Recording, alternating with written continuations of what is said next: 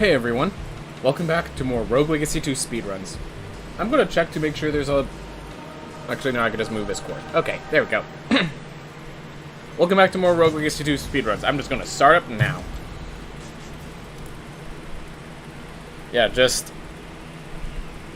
gotta get these runs actually done in time because I've either been going late, there's enough variance that...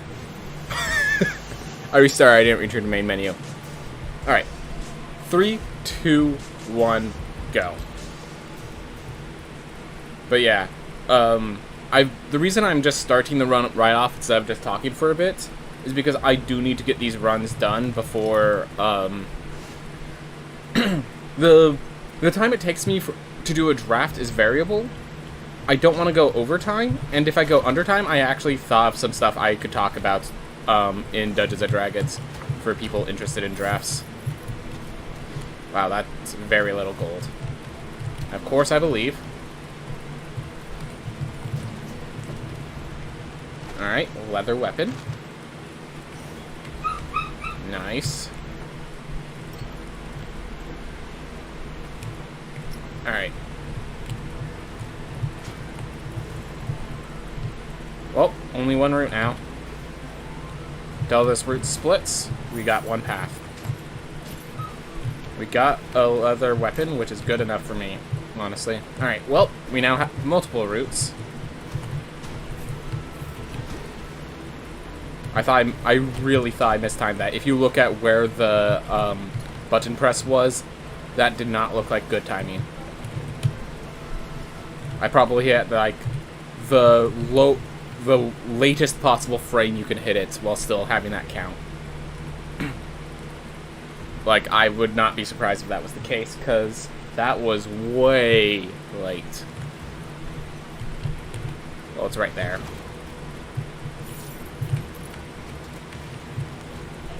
Alright.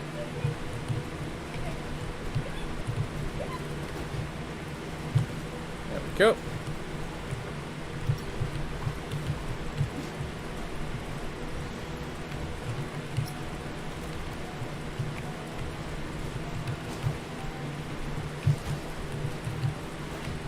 If I have to go back through this room, I'll do it on my way out. But on the way in, I have to go back up those steps. Versus on the way out where I just leave, basically. Well, we found all the exits. But we still need to find the rooms inside the heirloom challenge. So, bit more work. Bit more work. Alright.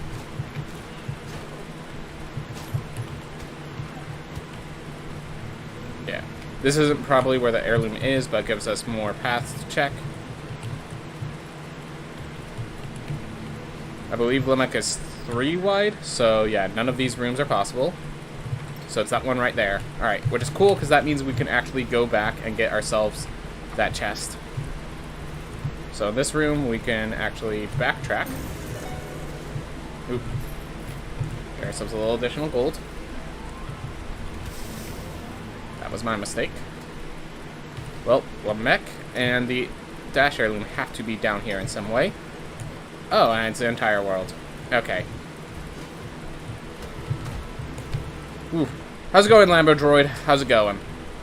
We've just been exploring, looking for this heirloom, which we just found. Awesome. Yep, first round of the day. Probably still getting my feet getting back into it. But, all good. Doing all good. Alright. Oof. But how about you, Lamberdroid? How's it going?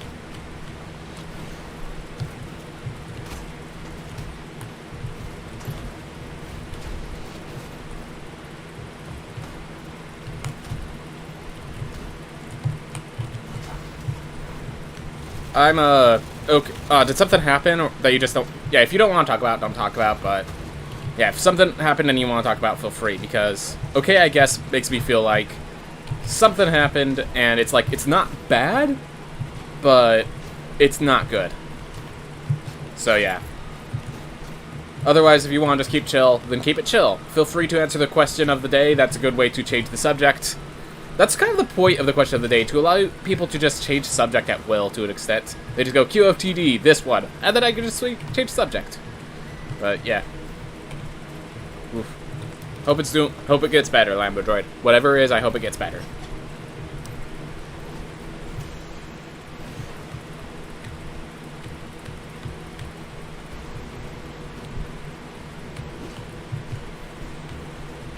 There we are.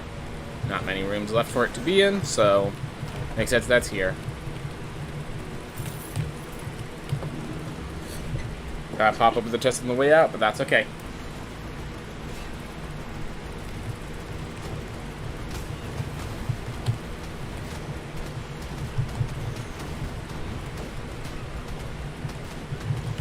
I am not doing my attacks very well.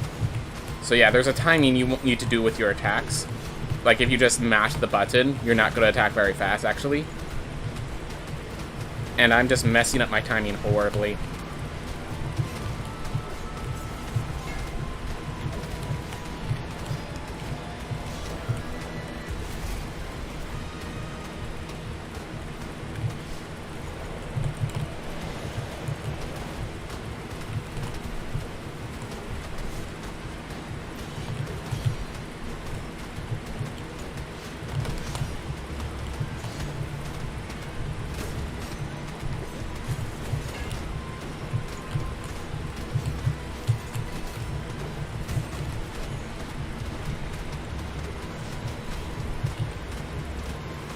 Oh, it's very noticeable with Barbarian attacks and Lancer attacks.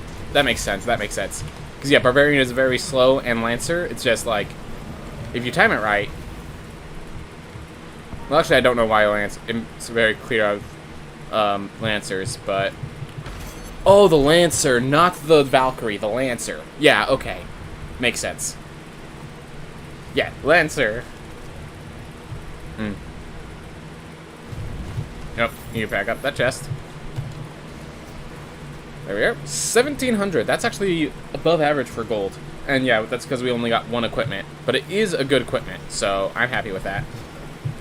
Yeah, I never see Lancers in my speedruns, so I'm like, what is a Lancer? What are Boxers? I didn't know Gunslinger isn't a class, guys. Just like, guns don't exist in this game. Gosh. It's like asking for Master Chief in Smash, guys. You're not gonna like it when you get it. Whew. I do want to try out more Assassin, but... Like, Assassin very much seems like it could be a class, or that, has all the hidden potential, but we're never going to get to a level where we can actually play it, you know? That's the main issue.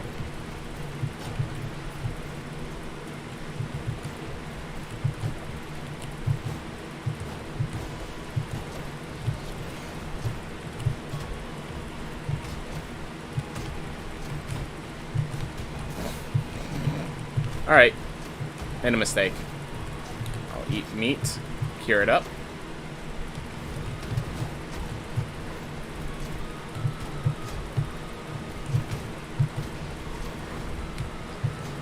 Alright. Whew. Well, this heirloom's not going poor. Not going poor at all. Whew. So yeah, I think I've just decided that,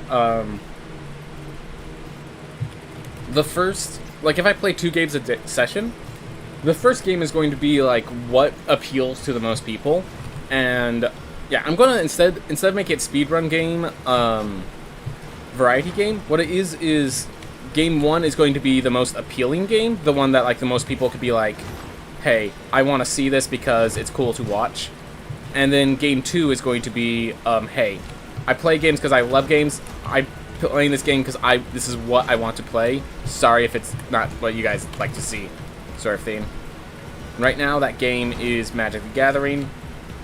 I do know for a fact a lot of my viewers do not play Magic the Gathering, so they can't even, like, follow that well, but I'm not going to not play Magic the Gathering, you know? Oof. Ooh. Ah. Well, it's better than taking the Sword Strike, at least. But that was definitely a bad position.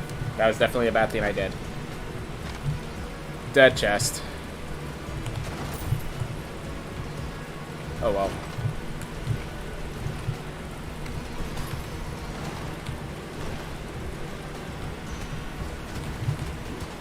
Oh my gosh. I thought I went over him. And he didn't even die. He didn't even die. I'm offended. There we go. That's why I want to kill them, because sometimes money telekinesis to you. Alright. I was so offended I went back. I literally lost a few seconds because of my offense by the knight being alive, hitting me, and still being alive. I don't play MTG or understand certain combos, but I really enjoy watching it. Yeah. Gosh, there are some combos like the bouncing Oblivion Ring. That's a combo that, like, there's a reason. Like, it's so weird to think that Banishing Light and Oblivion Ring aren't, carbon copies of each other. That, Oblivion Ring is actually part of a broken combo and had to be, switched out with Banishing Light so that it was actually fair to play with. Like, that's such a strange concept, because they both... So, here's the difference. So Oblivion Ring reads, when this enters the battlefield, you exile a non-land permanent, and when it leaves the battlefield, you return that exile permanent back to play under its owner's control. So, you know, you play it, you exile something, you kill it, you get it back. Oblivion Ring is whenever, how do I say it properly? Well, did I get enough money? Yes, I got enough money, thank goodness. Sorry, I need to focus on making sure I purchased properly. Hero Complex is not good right now. Hypercoagulation is technically better. Alright. But so, Banishing Light says that when it comes to play, you exile a non-land permanent until it leaves the battlefield. The other one says when it comes to play, you exile, when it leaves play, you bring it back. So why is that distinct? Why did they have to make Banishing Light and they couldn't leave Oblivion Ring? Well, it has to do with the way you can stack the triggers on quick returns. So let's see, how can I phrase this?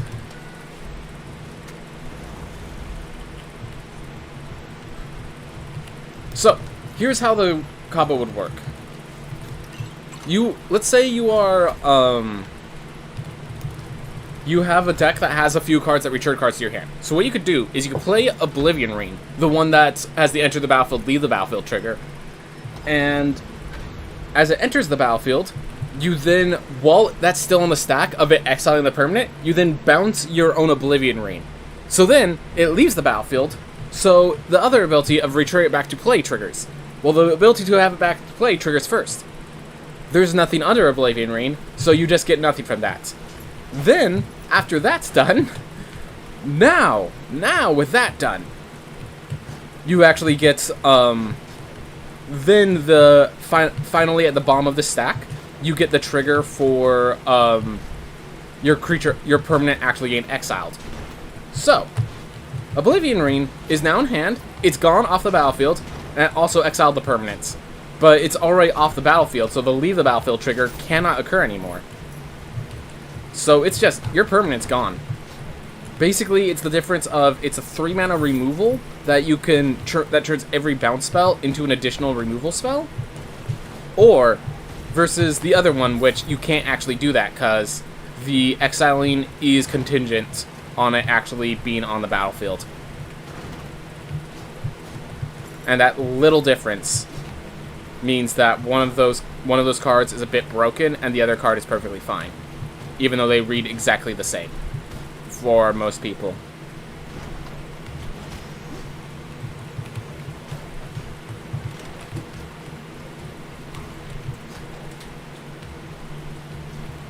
Alright, well,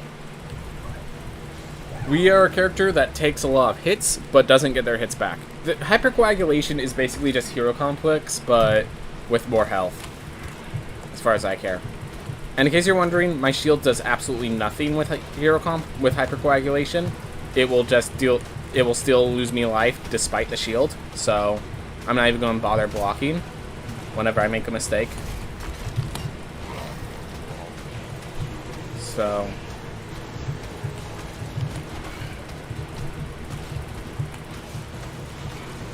Hey, Suicune, how's it going? This run, we just started our first run. It looks like we have some time to just, like, we need to practice again because this run just started really poorly. We have already died once, and as you can see, we're not even through Void Beast Barith. This character has hypercoagulation, so theoretically they should be good, but I've just been getting hit a lot more than I ever do get hit in this fight. So, yeah. Looks like we're just having an off day right now. How about you, Suicune? How you doing? Ooh, Suicune! Have you been still doing your Japanese practice? Or has the lack of the busyness just kept you away from that?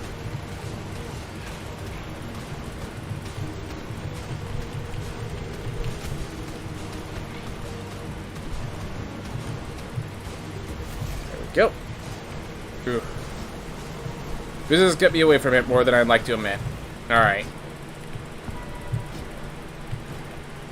Do it about twice a week now. Hey, you're still doing it. That's more than I often do, honestly. That's good. That's good. I'm glad you're still doing it then.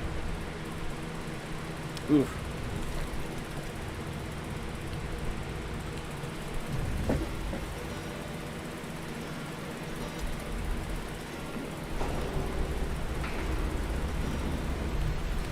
But very slow progress. Yep. Yep. If you don't have, like, definitely progress is going to be slow if a lot of the progress is spent just remembering recursion instead of new analysis, you know? I feel like I didn't say that properly, but I think I at least made it somewhat understandable. Better than nothing, exactly. Exactly. Well, I don't know how many hits I die in, but I'm gonna burn creatures until then.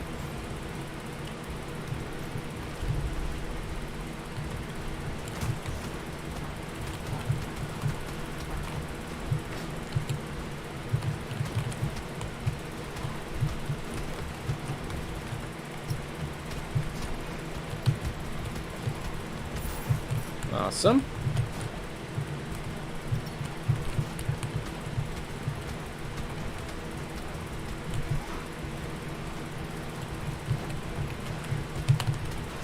Alright, that doesn't help. Got minus 14 max HP despite the proper shield block. So yeah, there's a theme that with hypercoagulation, gain hit, doesn't matter if you prevent the damage, it reduces your max health. Which just sucks.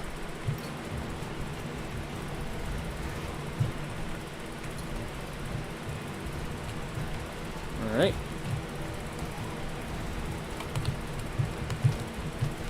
Ooh. At the very least, I won't have to deal with these enemies on the way back. Any that I kill. Oop. Down Far Shores. You might be thinking like, oh, maybe you should leverage your health. I have hypercoagulation. I don't get to leverage health. Alright. So I'm losing 14 HP per hit. So I think I could take like 4 more hits total. I did make a Japanese streamer's day, though, today.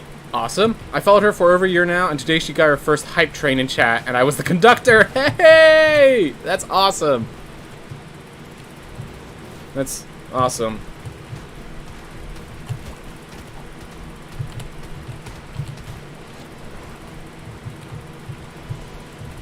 Most things that say getting hit need to read taking damage. Agreed. Like,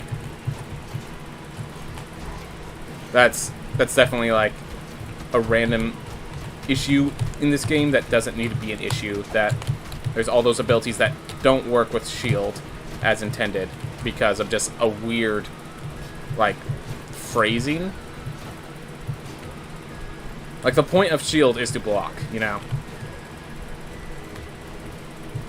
I guess I could see, challenge rooms. Challenge rooms, I could see the do not get hit. But other than challenge rooms, yeah. And Japanese always refused to take anything for free. And she was so confused. Didn't know if she should be happy or ridiculous or angry and try to stop us. I'm angry. Why are you giving me support? Alright, looks like we have to head back now. I'm going to take the path down here because I want to see if there's anything of value. A lot.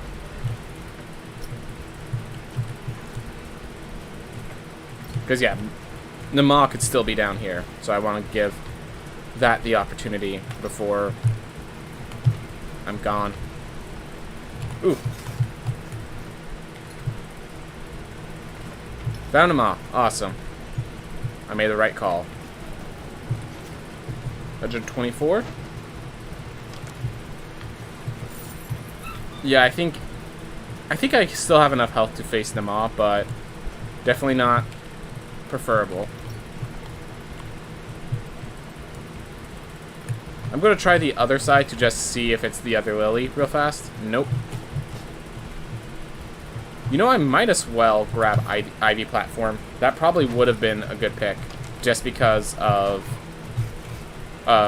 this talent. It would increase my burn damage. It would give me something I could actually do with my... Oh man, I just realized. That means my shield bashes through the lilies are... Scholar Cape is big. Yep. So I just realized, because my shield bashes through Nama's lanterns would still reduce my health, I actually think I do not face Nama right now.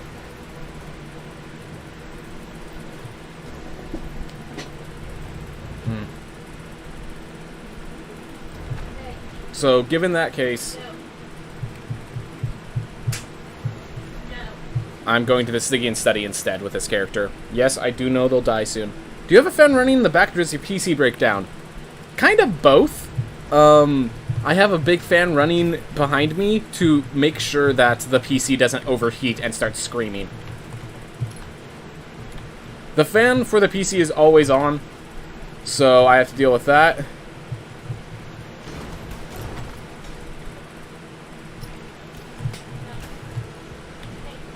Or you can do it the intended way. Blasphemy. The intended way is slow. Therefore, no.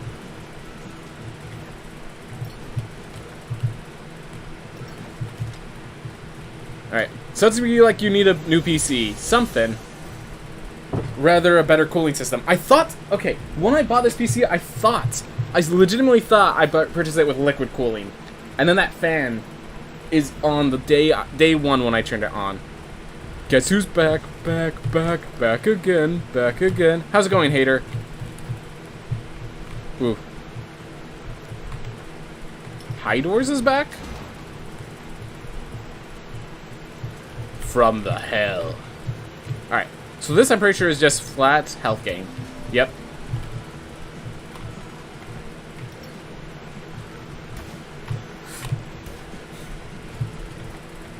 I thought I could go over and around, but then I realized there was no over for that character.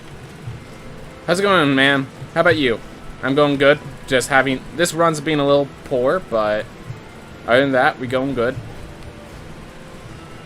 More max health. Awesome. This character has hypercoagulation, so as long as I just... So I lose max health when I get hit, but as long as... It's like right there, I lost 13 max HP. As long as it doesn't kill me, I heal back, so... Very powerful. We have to grab this because there's no teleports next to it. Sweet cute, I just realized Hater Ali could actually be, like... Your name could be Hey There, Ali. I'm alright doing things that are currently a bit poor, unfortunately, but... It's like I'm calling my father.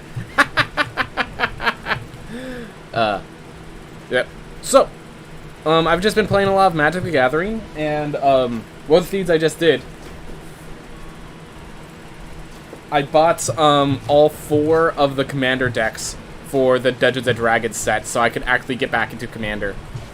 Or, like, Or I should say, I can actually get into Commander in the first place, because when I was in Commander previously, it was, I play the decks that my friends have.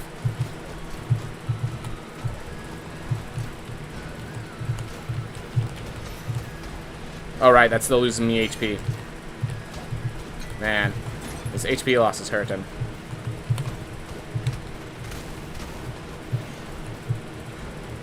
Oof. How's your Japanese lesson, Suicune? Hater, we just were talking about that, so... yeah.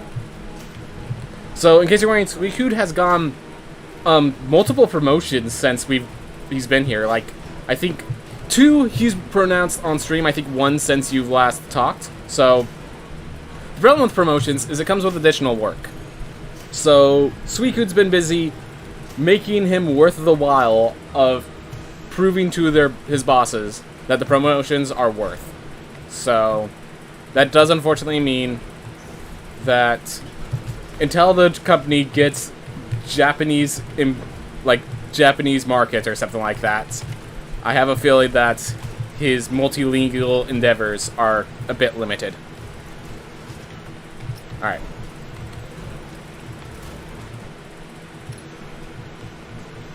So there are now things that can one-shot me, so I have to be cautious of that, because I don't heal back if I'm dead.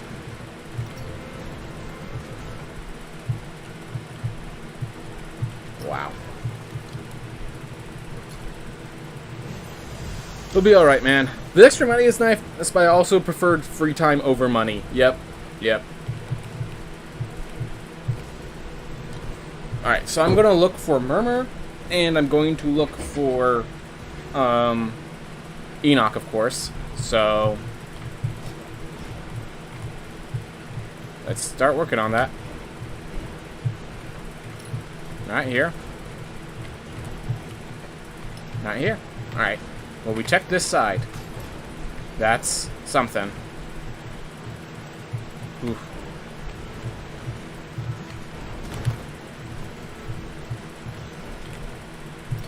So, which we never... I'm not going to live long enough to use it, but... Yep, nope. But there was Serrated Handles bargain there, guys. Alright, found Enoch. Found Murmur. Alright. Well, with all of them found, I'm just going to go try to face Nama as is. Probably not preferable, but... something. I was thinking about going to grab the boost, but I decided nah. So in case you're wondering, I'm going to save the Serrated Handles bargain for next character. So I know where it is. So I can guarantee whoever my next character is will have Serrated Handles bargain. So if I can find something that like synergizes well with it in traits and such. So in case you're wondering, with hypercoagulation, the shield blocks mean nothing. So that's why I was doing all that. If I wasn't so low on max health, I'd be doing something more significant with my time. But Gauntlet's one-shots me. I'm pretty sure Murmur one-shots me. So this is the only thing that doesn't one-shot me with this health now.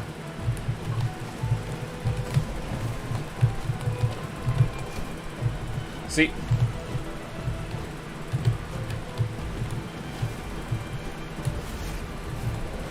There we go.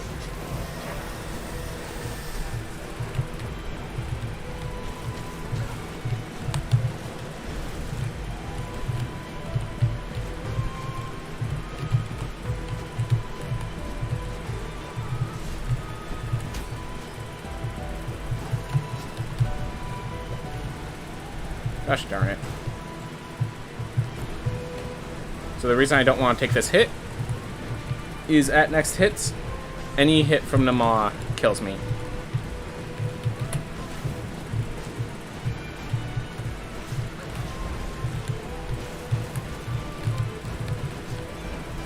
So I'm trying to avoid any damage or shield poke, because you're at that point.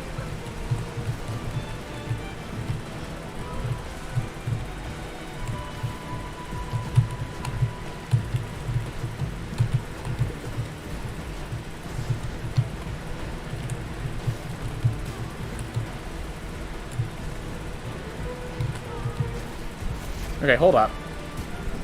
Okay, so these ones don't deal damage, and they don't take off my max health. What the heck? So it's just shield bashes for some reason. Huh.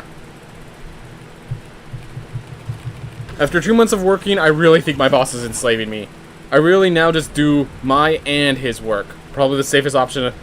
Ugh.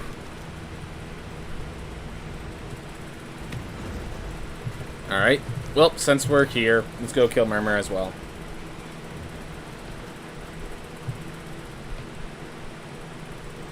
When is pizza percent, by the way? What would pizza percent be? Like, is that just to meet Pizza Girl? Is that the speedrun? Just meeting Pizza Girl as fast as possible? Alright, well, that damage means nothing to me. I'm dead in one hit no matter what. And somehow I didn't die in one hit there, so... What really scares me is when I die, even when I shield bash properly. That's what scares me. But yeah, if you so I will note, there are some challenges I want to leave for... Or to get Pizza Night. Pizza Night would only be 300 souls, so just be... 3 kills, basically. Alright. If only you weren't a barbarian or a ranger. Wait, do I have enough money to turn this into a duelist? If I do, okay. If I have enough money to turn this into a duelist, I'm banking on it.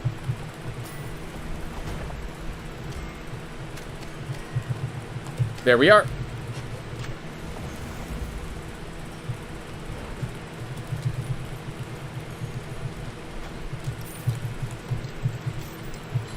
Oh my gosh. In case that comes up. This character can be insane.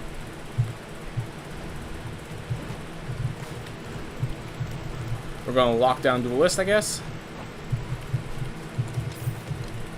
No. Oh, because I just bought Duelist, so it's not available as an option. Makes sense. Alright. So, we know where Surrey to Handle's bargain is. Are we that crazy? We have Flame Barrier, Anti-Therica.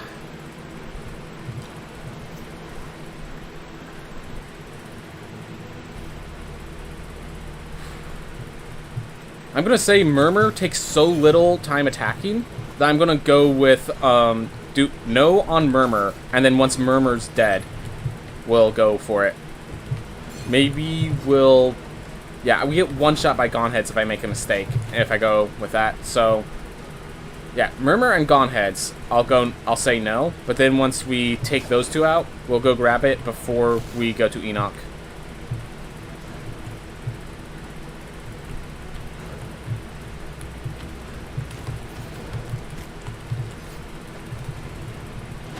Ammonite weapon, alright.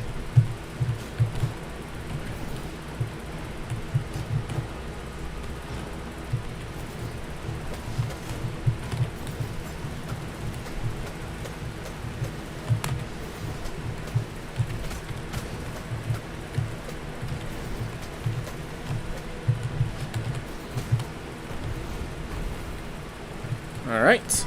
Just dropping by shortly. Glad to see you, Mindful Line. Glad to see you. Alright. We're just finishing up. Poke it hard. Alright. So, such a short cooldown on Royal. Yeah, no. And a lot of, you know what's insane? That the roll has such a short cooldown and still not considered broken. Not compared, like, Shield Bash, they need to make a 10-second cooldown for Shield Bash. It's somehow 2-second cooldown on roll wasn't good enough. I guess it's because it's never, like, the iframes are far more limited. But, yeah, seems pretty insane.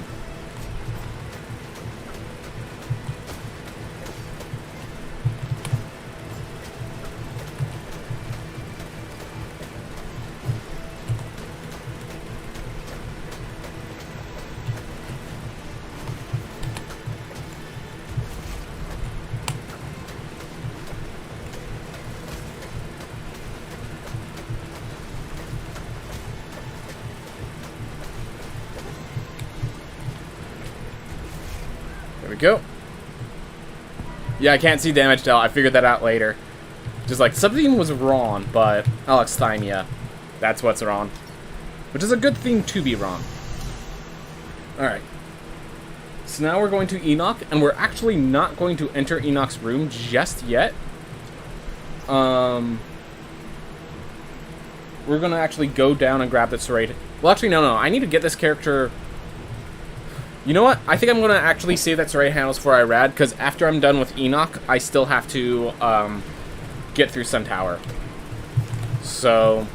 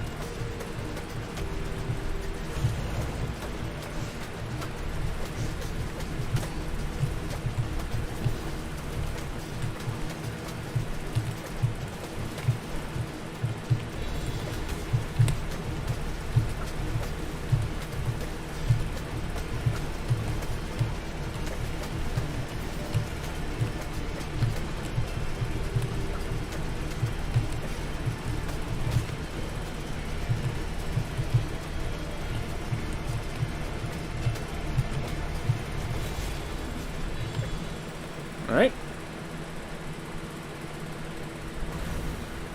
So yes, I could have killed this without getting hit, but I have a feeling I'm not going to make it to the top of the tower without getting hit.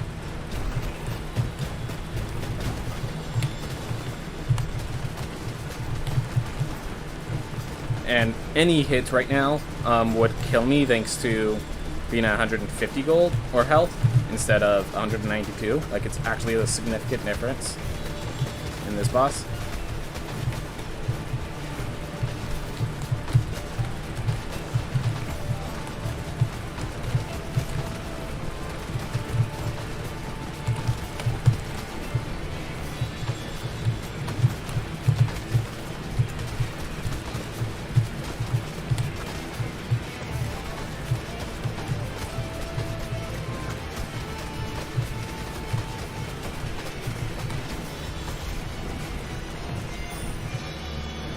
Ooh. Oh, hey, look. More bots. Suicune, if you still there, can you ban some bots for me? I'd appreciate it. Ooh.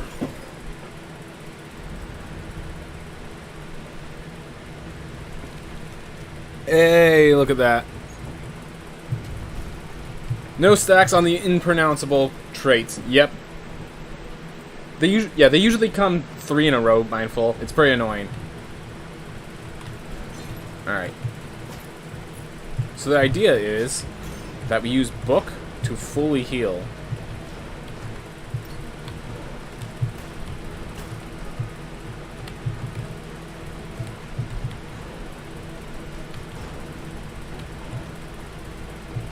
Wait. There goes. Shoot.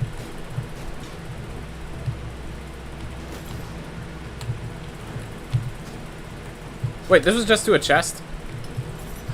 I thought for sure that wouldn't be the last room. Oh well. Made it. You never looked at your map. Yeah, you go up so often you start to assume. And then you have to go down to go up. Always tells you gain a very lucky setup for Sun Tower, doesn't it?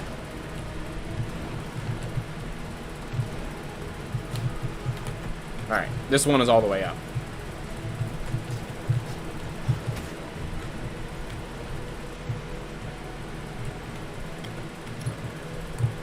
I'm gonna pick Gnawed Bone because I think I can, oh, I didn't realize it actually reduces my max health. But yeah, if I get to max health, I'm probably doing it because I made it all the way to the book.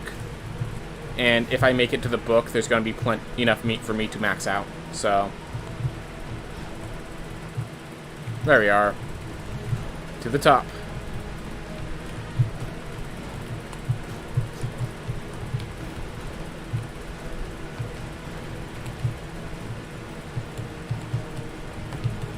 Alright, I'm gonna use this to reset. 10% loss for 15% gain, basically, yep. Actually, no. I'm pretty sure that's going to be a 30% gain if I get it all. Because, yeah, each bone is 10%, I'm pretty sure, and it can hold up to 3 bones, so...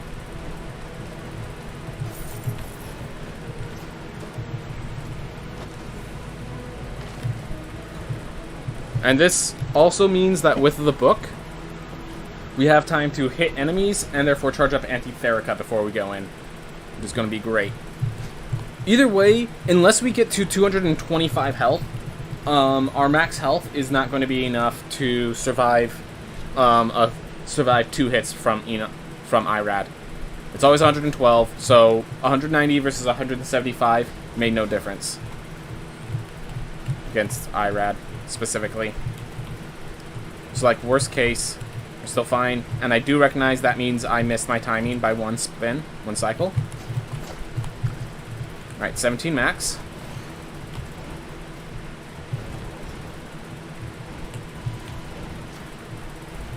Doing this room a little poorly. Very poorly.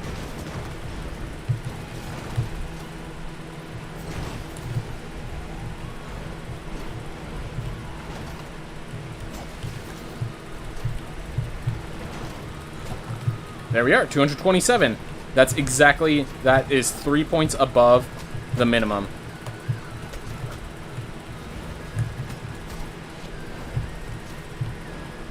Oh, right, I only have 4 strength boosts. I was wondering why that wasn't charging up. Or why that wasn't one-shotting. I only have 4 strength boosts.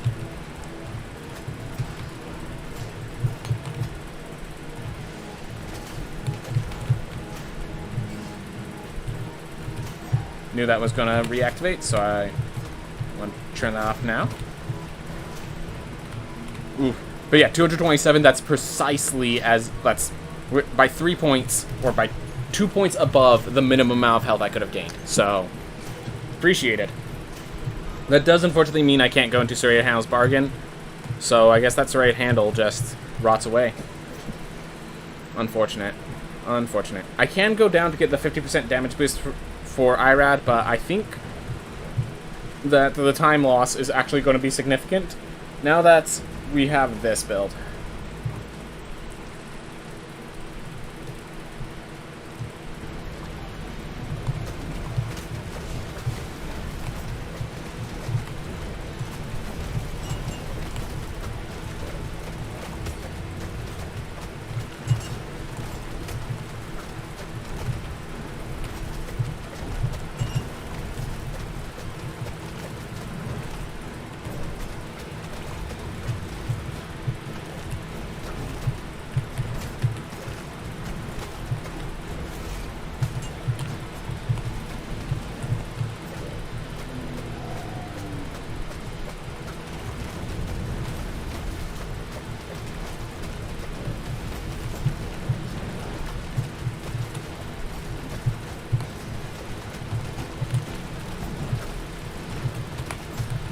Oh no, lost my mental damage boost.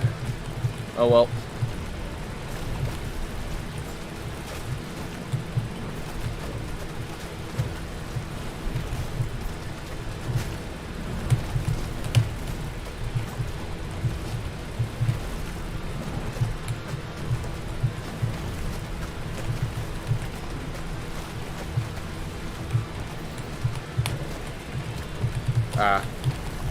Was relying on my flame barrier to protect against that, but then the shield came out.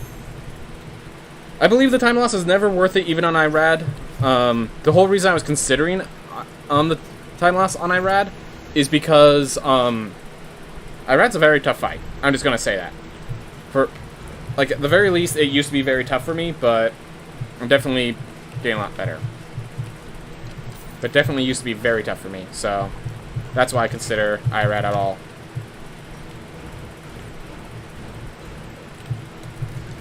Alright, we have 130 health, so Johanna's Bargain means we die in 1 hit, if we want to go with that. I do not have as much practice with this. Yeah, no.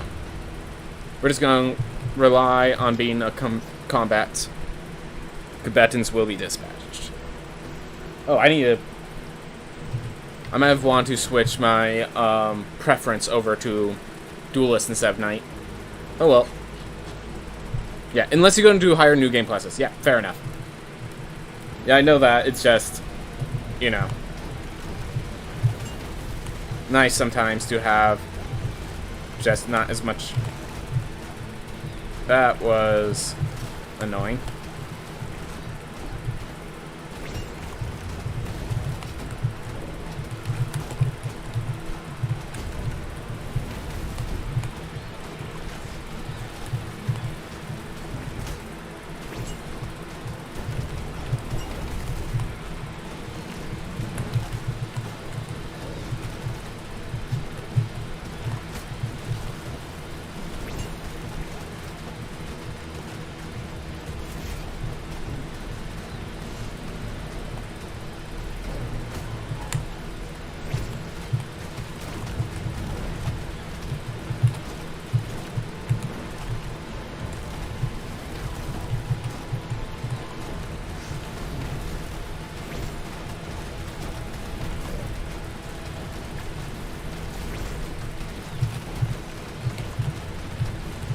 Nope.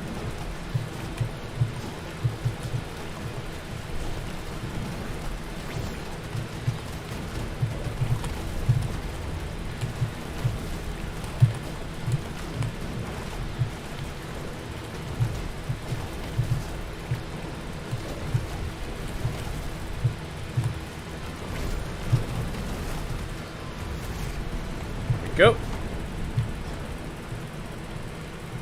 Whew. Oh, was I doing 69 damage? Nice. I wasn't even focusing on the damage at all. I was just paying attention to, of course, all the projectiles I had to avoid. Whew. Well, we did it. Alright. Just see our time real fast.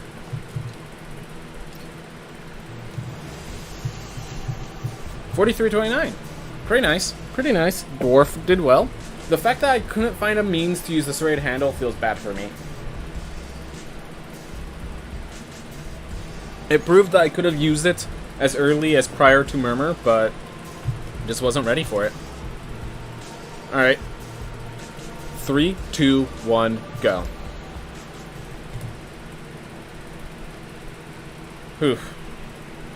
I'm wondering, do I want to just try some of the suicide strats, just see how they feel?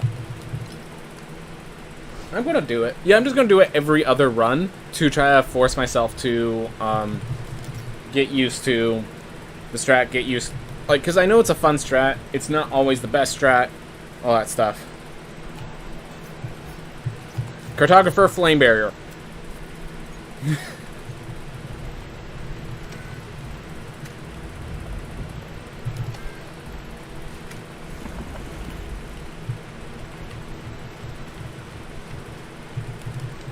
And we actually got gold, so we got gold gain, we got cartography, and we have the best damage spell for speedruns. Yeah. Well, I think that tells me why I need to think about suicide strats. Alright. So up and right gives me a lot of heirloom, gives me a lot of opportunities at heirlooms. Alright, there's the apple. We know up is right there, and then we just keep going right, and we'll find book, and then we go down to find there. Alright. So we just keep going straight right, and it will be that path will be available for us until we find book.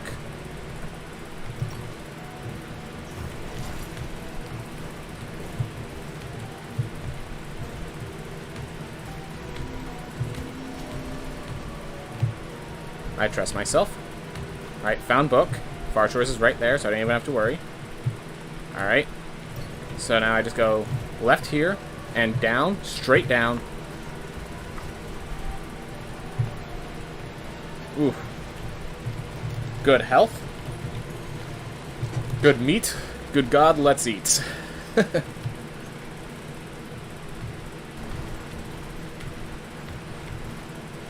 Someone wished for good health and good wealth to my family. Definitely feel it. Oh. Well.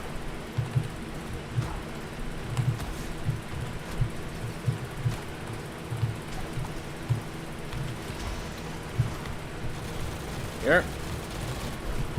Oh, I actually have to go all the way around because... Oh, that's on cooldown. Right? Because the alternative strat involves the shield block, which doesn't get off cooldown in time. My mistake. Oh well. That seems all bad and stuff, but then you realize, I'm just gonna face Lamech, kill Lamech easily at 198 health, and then I'm going to Axis Mundi and getting a new heirloom, so all this damage is meaningless. Yeah. Once you realize that one piece of meat really is, even that going back for that one piece of meat is a mistake. Huh. Yeah, think about that. Pretty nice. Oh. One more up.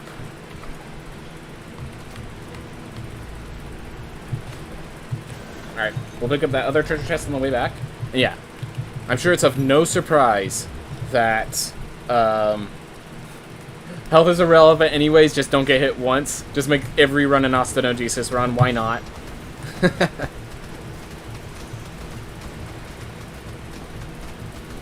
Oof.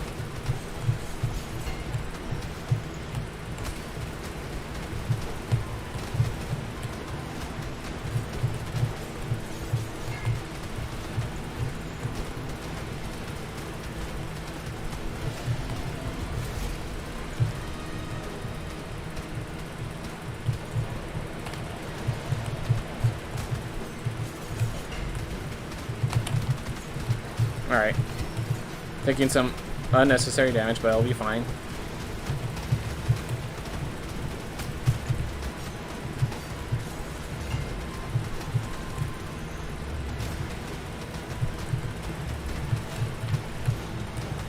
Again, this all looks bad.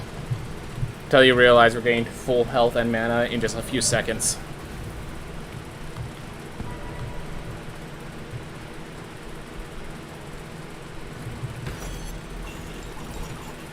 Alright.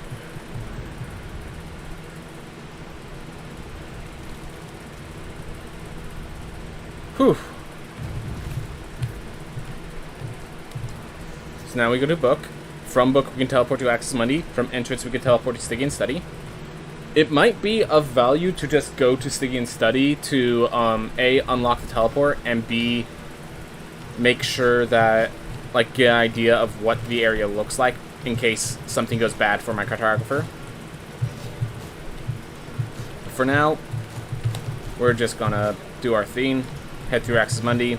I'm really offended that that in the previous run I had a character die in Axis Mundi, so I intend for that to not happen this time. Oh my gosh, I just realized.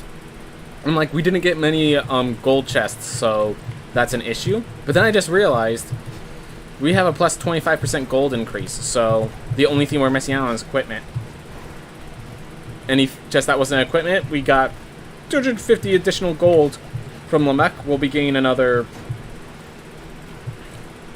like, 300, let's see, yeah, 375 gold from Void Beast Bareth, so, like, all our money chests are actually perfectly accounted for.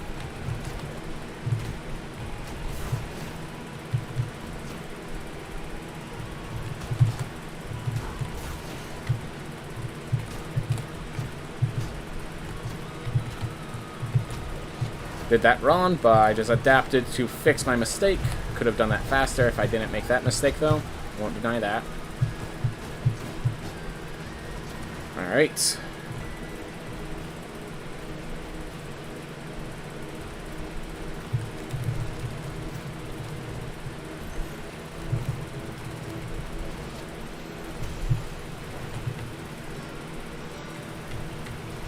Ooh. Hmm.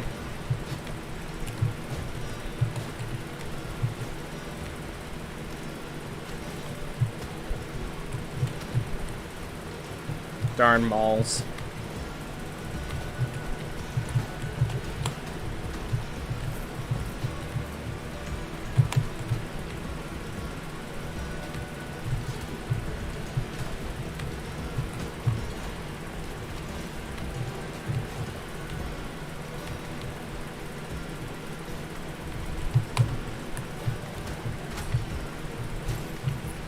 Taking some damage I don't want to take. I'll still be fine against the next boss, but definitely bring it closer and closer to bad times. And I meant to kick off of that. Well, that was just me being stupid there. That was actively my mistake. Alright.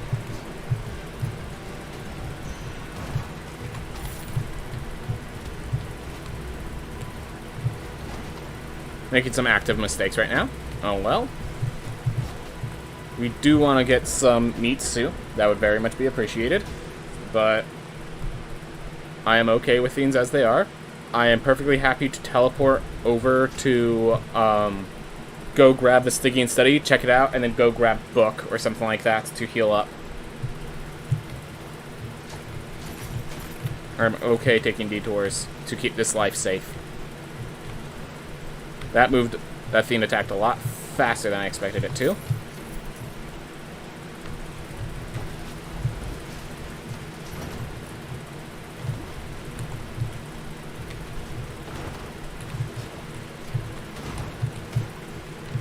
I'm going to go for an apple.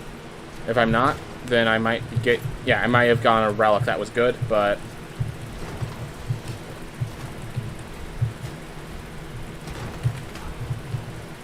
Thank you, Blobfish.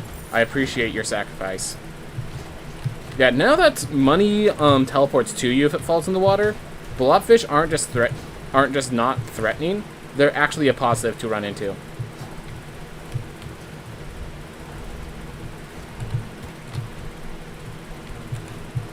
Alright. I am okay facing them with this much health, but if I take one more pip of damage, I think I gotta go be protective a bit. Weapon? Warden weapon. I asked for a weapon. I was expecting... Technically, I was, hoping for leather weapon, but it just told me, expect greater things. Expect greater things. Alright, 100 health. I can take one hit from Bareth and still live. That's perfectly fine by me. I'm going to do this right. I have more than enough for a teleport if something goes horribly wrong, which it won't.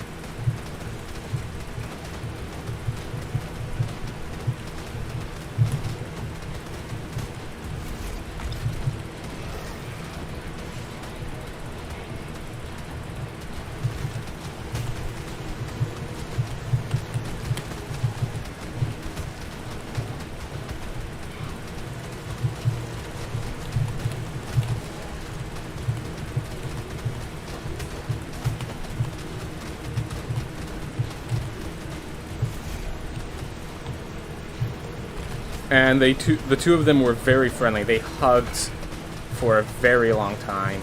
And, even, healthy hugs where I can just sit there and whack at them and not really worry about things. Blobfish died, but no money got sucked to you. I thought I saw, 3 gold pieces from one of the blobfish before. Not every blobfish has money, but when they have money, apparently any money that falls in the water gets sucked to the player, which is awesome. They added that plus the 20% gold, which I think is a little overboard. Or at least that's what I understood. I could be wrong, but that's my understanding of what happened. How they changed the mechanics.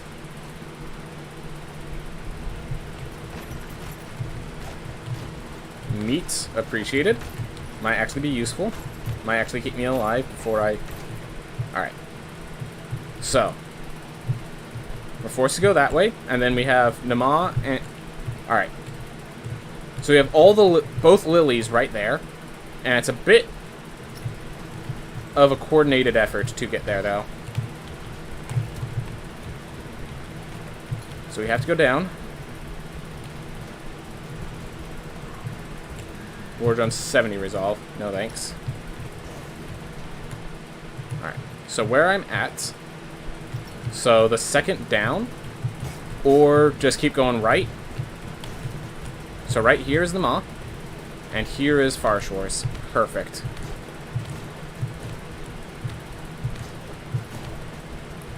Playing Ragey with your additional hour, you'd probably sleep. Yep, sounds about right. Maybe the blobfish was just poor. Yep. Love fiends. what was that one out of context quote? Santa, why aren't you giving me any presents? Because, kid, your family's poor. Oh. And they just left. It was actually supposed to be like about the family being poor in Christmas spirit, but it's just like you cut it out of context. That just even worse.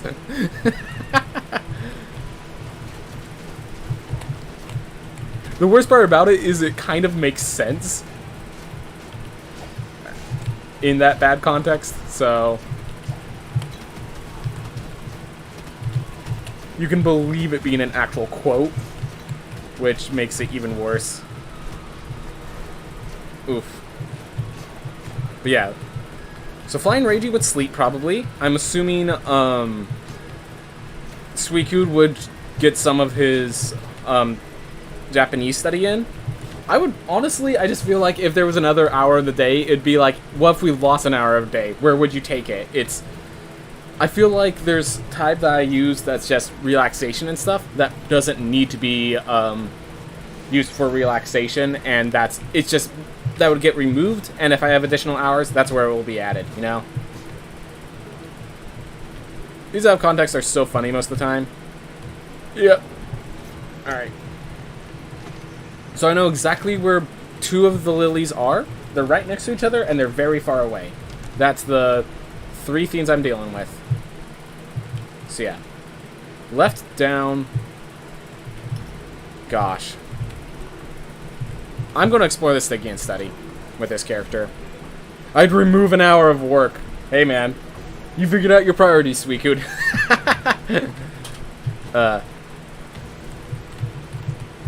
Come on. So I know that Stygian study is, like, directly up. Or just about. Alright. We'll get a free chest along the way.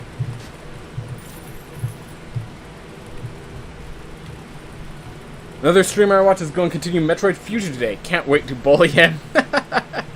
Every time I watch a streamer that plays through Rogue Legacy, I always give them all the PogChamps when they beat the first phase of Enoch and don't realize there's a second phase.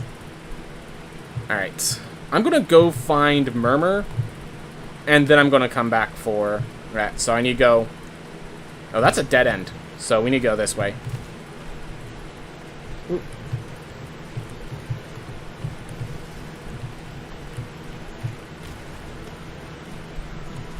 Alright. So I'm just trying to figure out where I am. Oh, here is where I am. I guess we're just grabbing this heirloom now. I'd rather leverage it for health, but like, this is where we're at. Is Metroid Fusion a GBA game? I think so. He's right before Yakuza, the spider boss, for those who don't know. So he's about to get... Oh, yeah.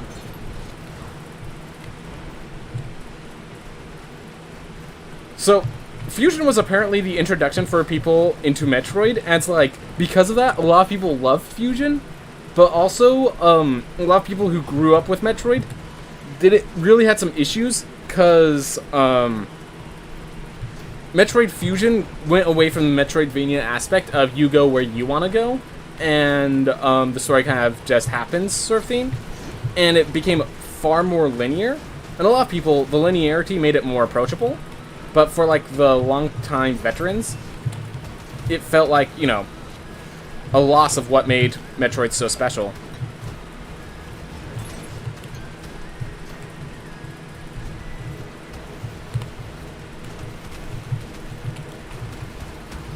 Darn it. I was trying to kill that before I made a mistake, but yeah, love Prime as well.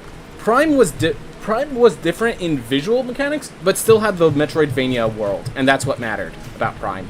It was the first third-person Metroidvania, and that's what made Prime amazing. That's actually what got me into Metroidvania. As for Fusion, my main issue with it is the like so many of the like bonus upgrades are in the I'm gonna explain it.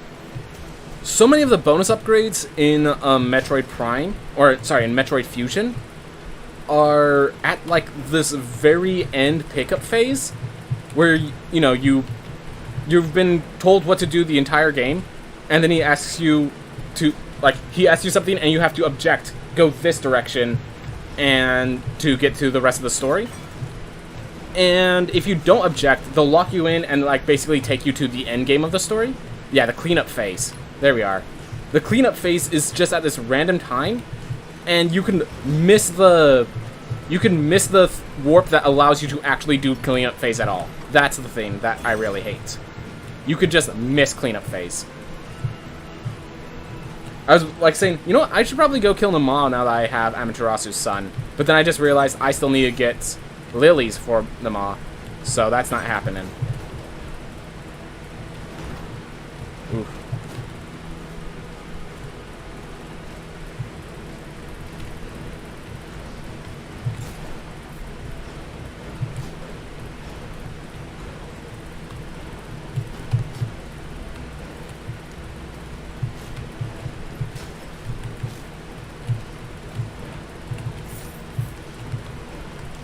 That's okay.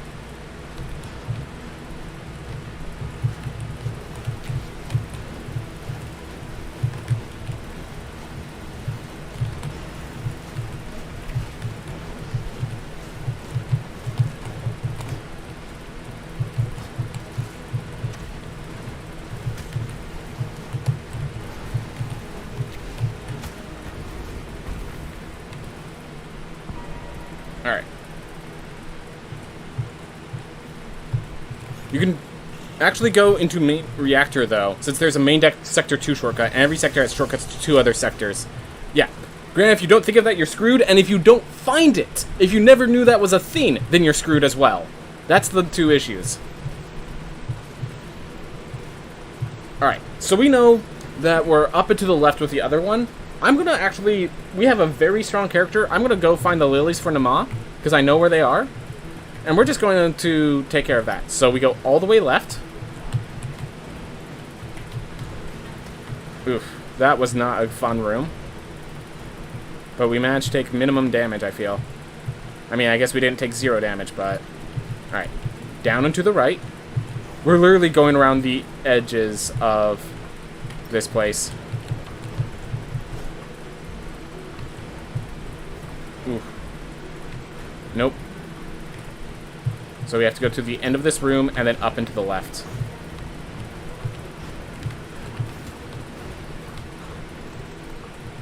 Definitely taking more damage than I want to.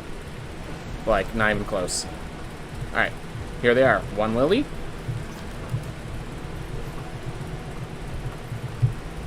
Except you have to use the main reactor path after Yakuza. Yep.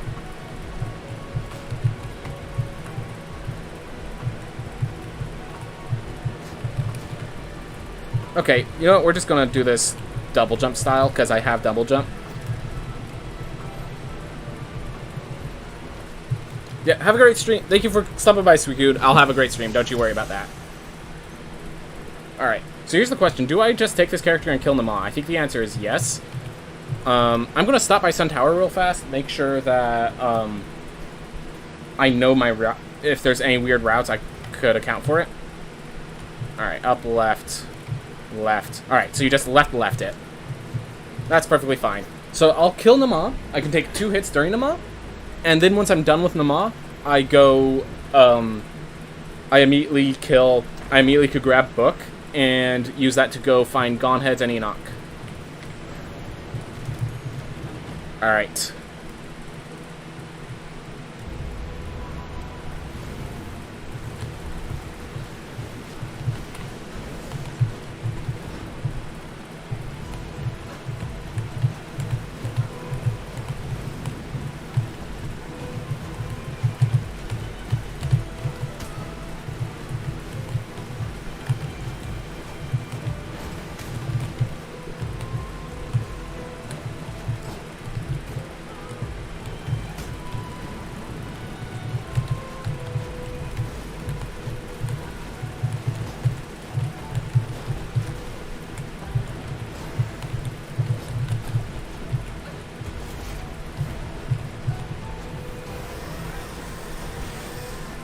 I think that's actually too close, because if they walk forward, I can't get that.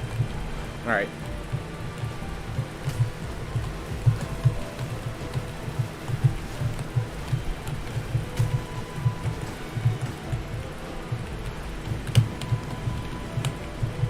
I just wasn't sure where those holes were. I wanted to be safe.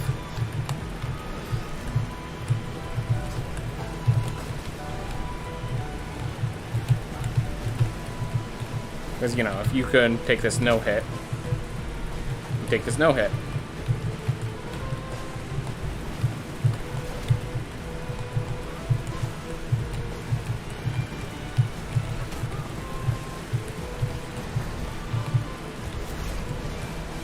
There we go. So, we have...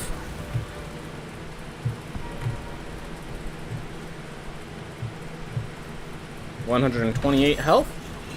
Gauntheads deals exactly 100 damage every time I face them, so I think that's just set. So, yeah. I think we're going to try to get Gauntheads now. At the very least, we will find the pathing to Gauntheads. And then, from there, we're going to grab Book. Alright, so we're there. So just left, all the way left. And then, for Enoch, I go right and up one.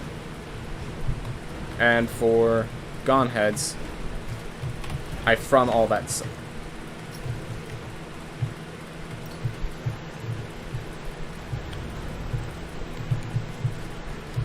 Round one.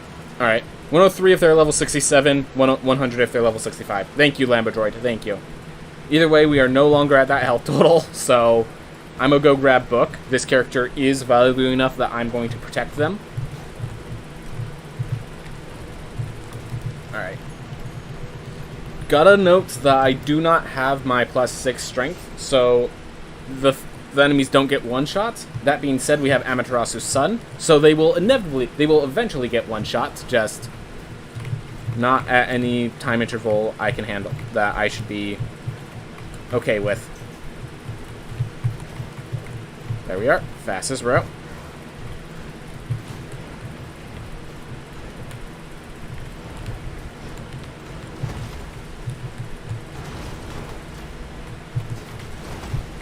Ugh.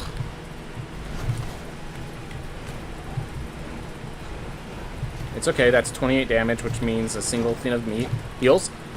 Whew, I'm so glad they started floating items out of water.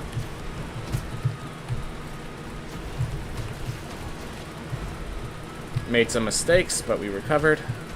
And yeah, you need a little intelligence for that shield bash maneuver to work here. So, not gonna bother with that.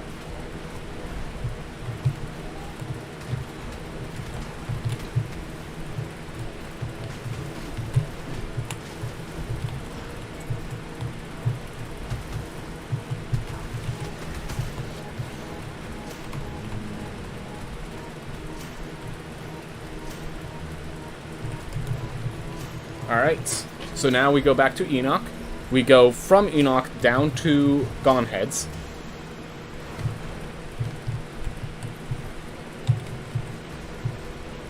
Alright. And from Gauntheads, once Gauntheads is dead, we just teleport to Enoch. Once Enoch's dead, we climb the Sun Tower. And we know we're just staying to the left. Ooh, and we even have an apple afterwards.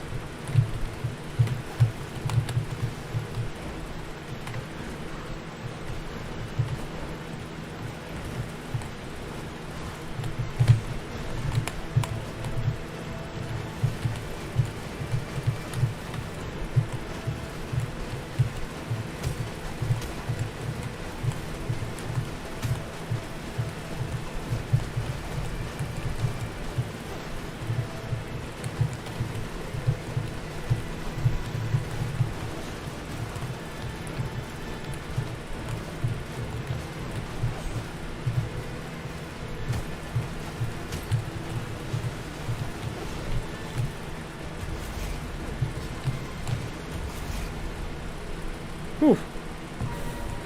I'd play more games if I had another hour, honestly. Yeah, that's what I said. Like, if I had another hour, I would probably just laze around with it. I feel like I would take 45 minutes to laze around, and then another 15 minutes of sleep. Something like that. Alright.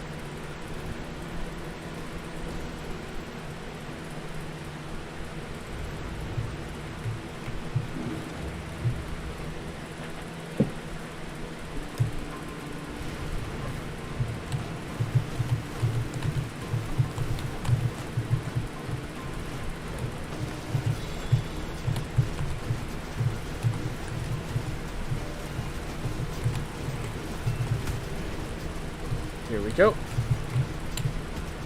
Oh. Messed up the movement a little bit. Oh well. I'm just going to shield dash that, make it easy on myself. Let's hope I get some nice fight attacks, which I did.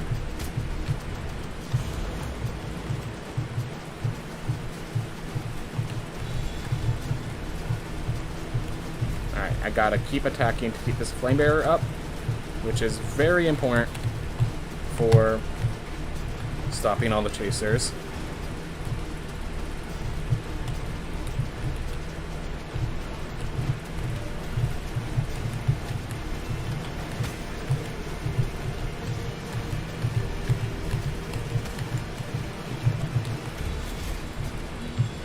Was I attacking the wrong direction? Sleep was also what I thought of. Yep. Oof. Well, we made a little mistake. It's alright.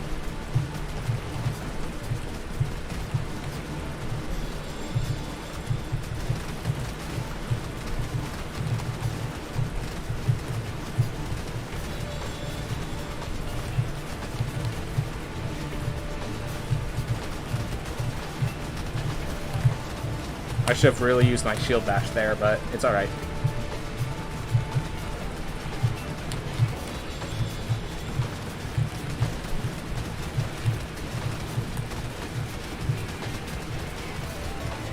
Yeah, right here.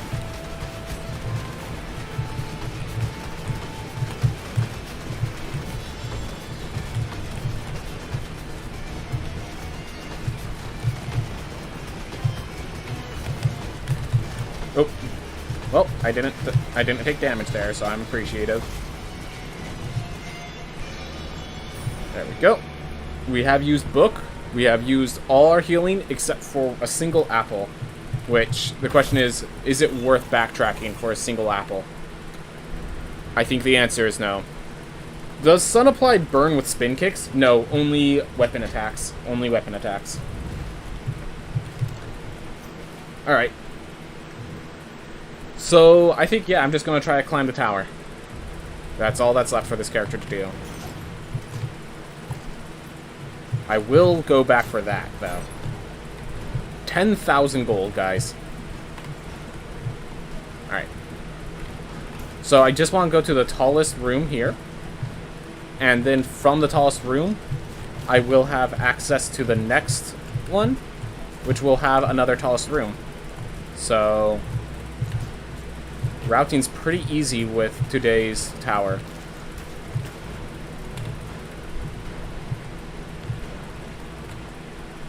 Alright. So I do need to get to the tallest room. I'm just using that to reset. Oop.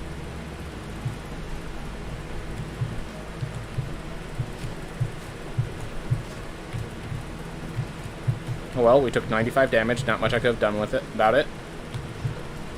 Alright, so from here,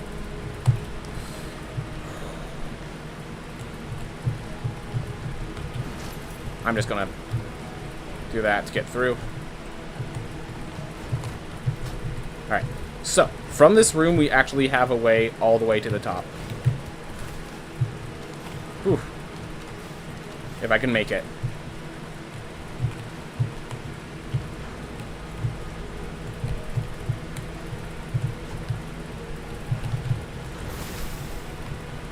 Use this, reset.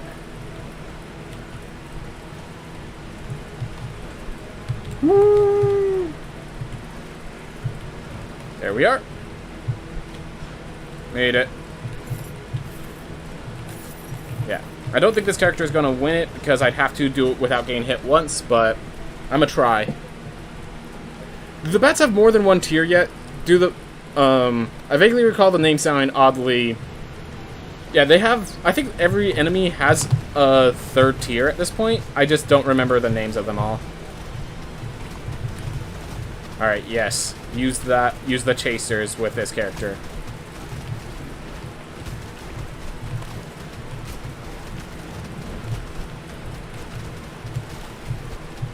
Wrong chasers, but I appreciate the the attempt.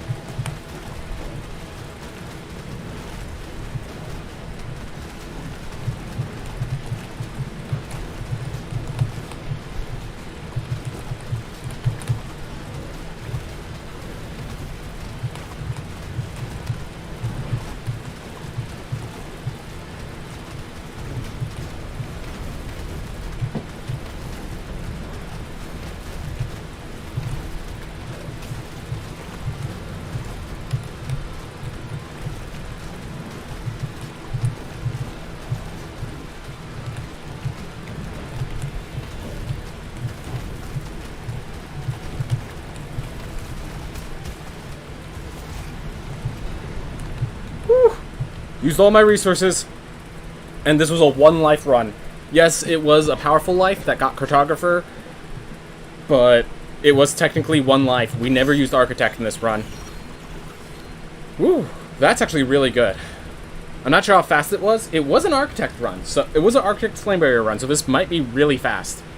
I just have no idea how fast that actually is. 32:05. Oh my gosh. In case anyone's wondering, my PB was 38 minutes. My PB was 38 minutes. I took 6 minutes off with that. Oh my gosh.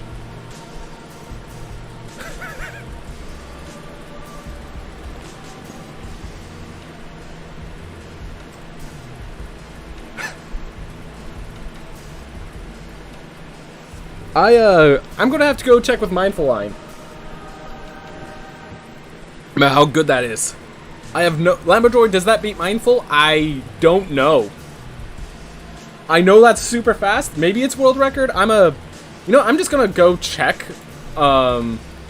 see what the last thing Mindful posted on it. I know Mindful's been doing a lot of different categories, so it's possible that it is. It's possible that's not.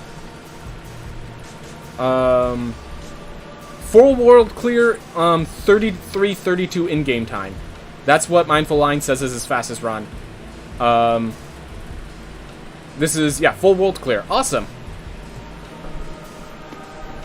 So let's see. Yeah, I think that means I beat his time.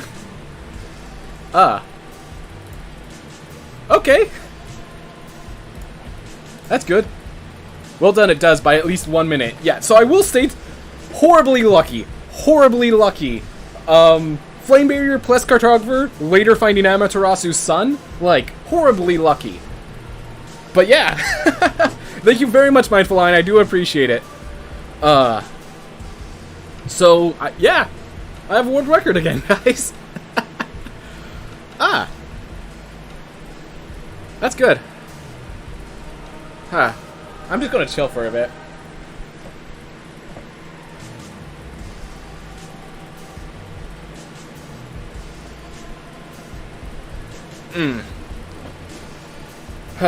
I don't think I'm ending the stream there, but I think I am going to be ending playing this game for now. I'm going to just leave Sir Judson here. I'm just going to leave Sir Judson. You deserve to have your file last more than 30 minutes.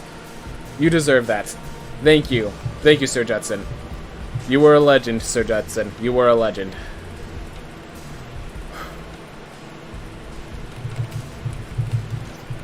Let's go. Let's play some New Game Plus 7 for a little bit.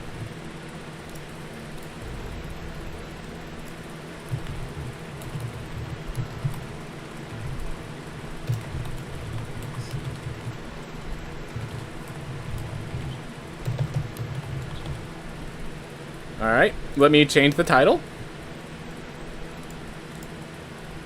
Alright, well.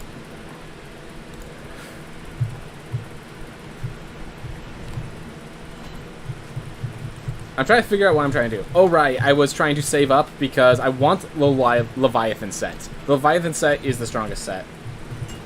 Well, we have a compulsive gambler. Let me look at what my burdens are and all that. So, I have 5 burdens of evolution, so very likely evolved. 2 burdens of metal, so they will eat through my armor. 5 burdens of ruin, so hazards are painful. And then, of course, the burden of the beast and the burden of Lamech. Oof. Alright, well, let's just go in. Traveler, I acknowledge you. Alright. I was just about to say, wait, I didn't spend a full 1,000 gold? But then I realized this is New Game Plus 7. 1,000 gold is a joke. Alright. Oof.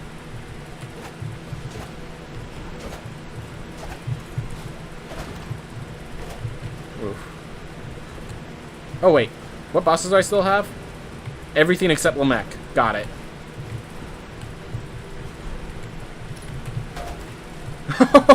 All the projectiles hit him at once, so it just flat out killed him once on that. So, yeah, the chef's kick deflects projectiles. So, what happened is I happened to hit right on them as they did their blast. And they just exploded in damage, it looked like.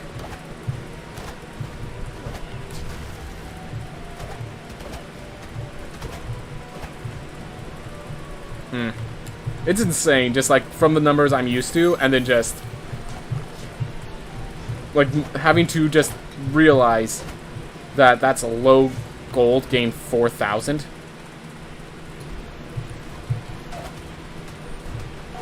Can they spin kick every... Okay, so they deflect any medium-sized projectile. So that big fireball right there, they could not deflect, if that's what you're asking. So I'm assuming you're talking about can they deflect every projectile, not can they spin kick it. Because, yeah, they don't have any special benefits with spin kicking projectiles.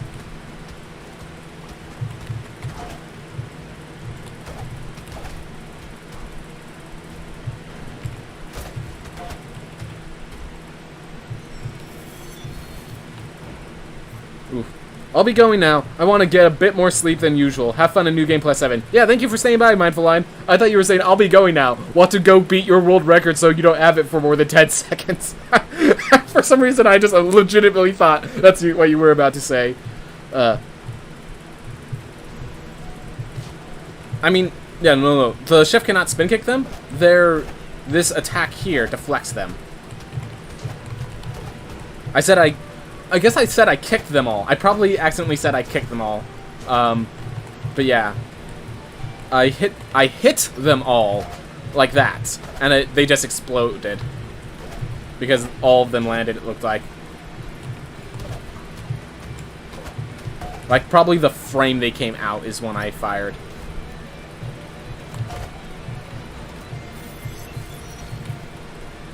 Oop.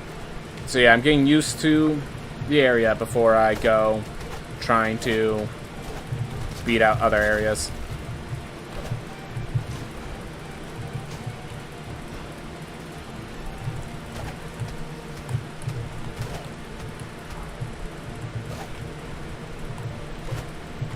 Oh right, these items cannot have money in them because I'm a gambler. Gamblers don't want none.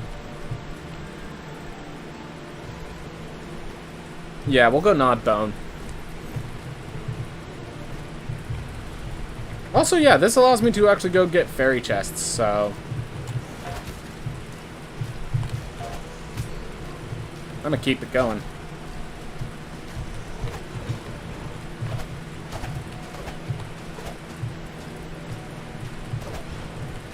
I'm trying to kill everything, but...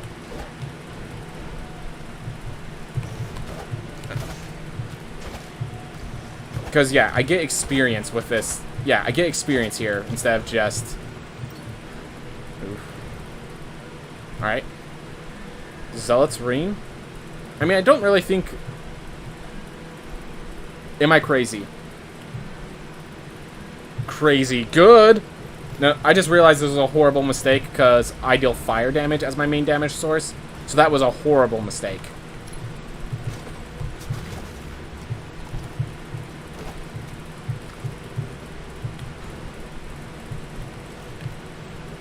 Well, I now take double damage, just in case we want this to go long. It won't.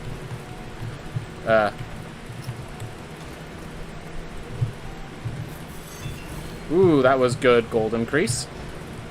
Hopefully it actually matters. I have no idea how expensive things are, because it's been a long time.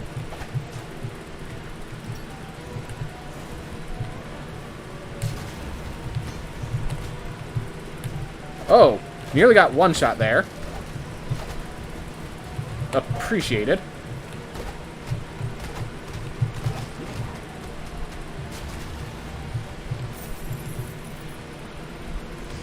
Let's get our health back before we get one shot again. Because, yeah, we're probably going to get one shot then, if that's the kind of damage we're taking.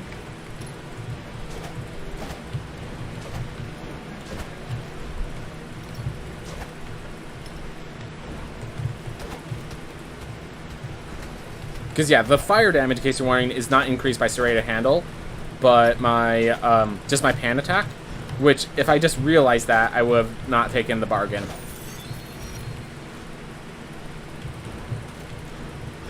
Oof. Oh, well. My mistake. Only mine and mine alone.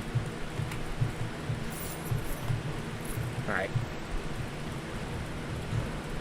Well, we got 53,000 gold. Hopefully that's actually significant in this new game plus.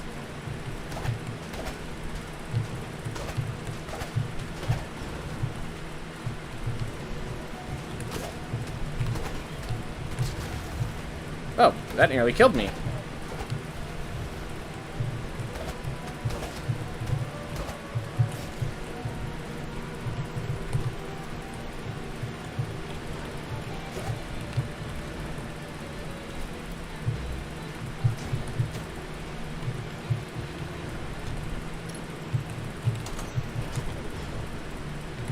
There we go.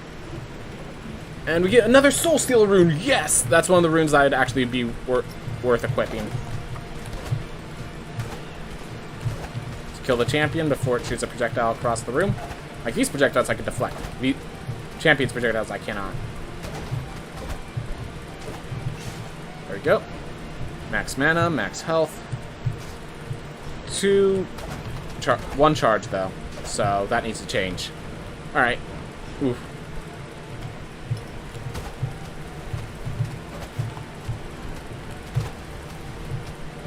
There we go. All the iron.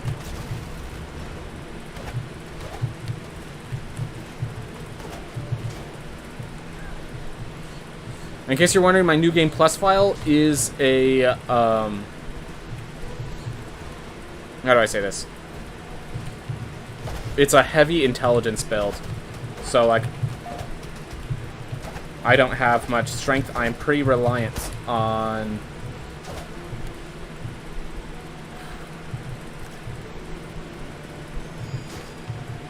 Yeah, I'm pretty reliant on finding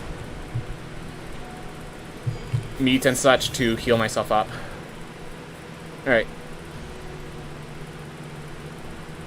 Oh, sorry. I'm also relying on the spell to deal damage, which is why Chef is pretty good with the fire. And yeah. That gives the basic synopsis of what I want to say about that. Do I know? Oh, I have a Sun Tower teleport. Duh. That way I can go get to Void Beast Bareth on my own time. But yeah, I don't think this is a character that's going to be beating Void Beast Bareth anytime soon. Just, you know, taking double damage without the fire damage actually being increased feels like maybe not the best idea. Oof. But yeah, once I beat the Void Beast Prime, all I have left is to buy the teleport at Kerguelen Plateau. Alright.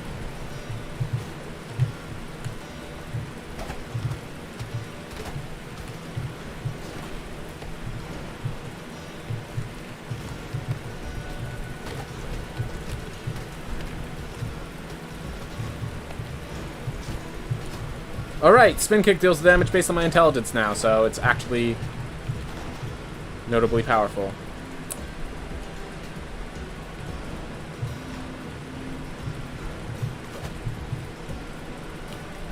You know what? We have 64,000 gold. If this backfires, oh well. Using spin kicks offensively, man. Forgot that was a theme that you can do in actual New Game Plus X.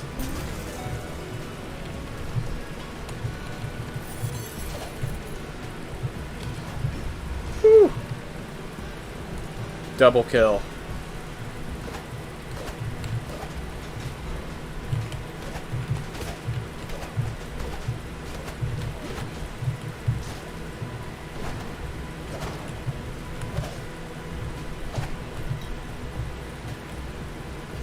Go.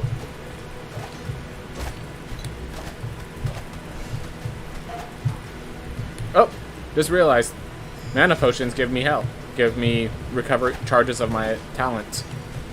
Because, yeah, so that's a theme that gets added later on.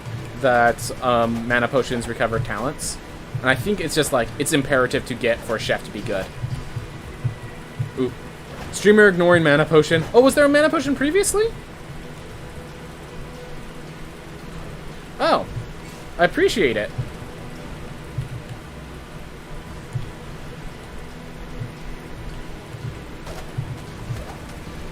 Facing the Fentries are often a game of chicken.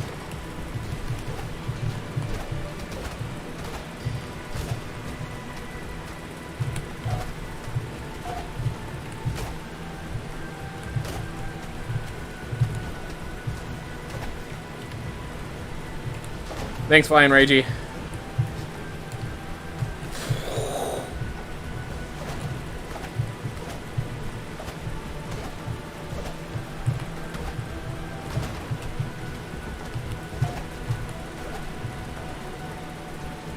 Fish certainly appeared. Yep.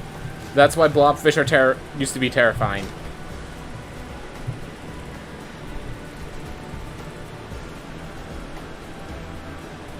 That's actually useful here.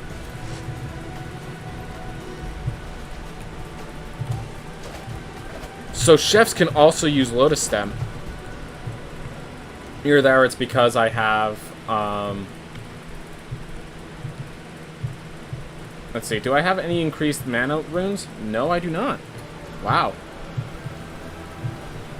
Well, I get 5 charges of basic invincibility. It's pretty awesome.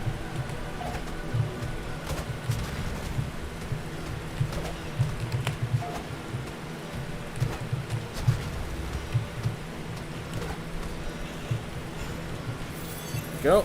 Increased gold. Weird but cool. Yep. The stem, as we talked about, bad in speed runs. Wait, that didn't stop all damage. Oh, because I didn't have full mana. Duh.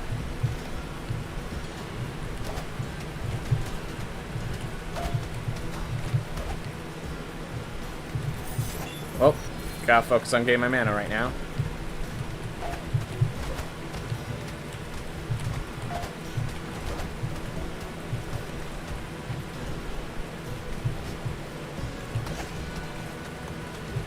Alright, we have full mana, so we can fight safely. So just don't cast my spell. There we are.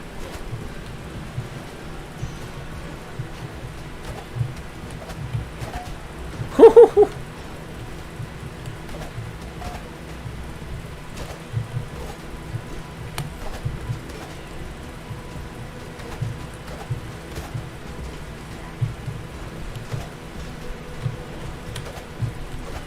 Oh no. Cool. Didn't stay up there. Whew. There we are. Hey, thank you for clearing off all those spines. Oop.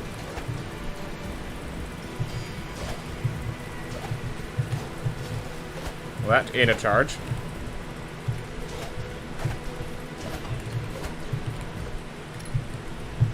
Royal targets, no jumping. Oh, yeah, just this one. Wait, where's the lever? There it is. Yeah, this one's easy. You just need to recognize that you have to land there. So you just... There you go. Amplification rune. Like I'm getting a lot of runes right now that I plan to equip, which feels really good. Do you see?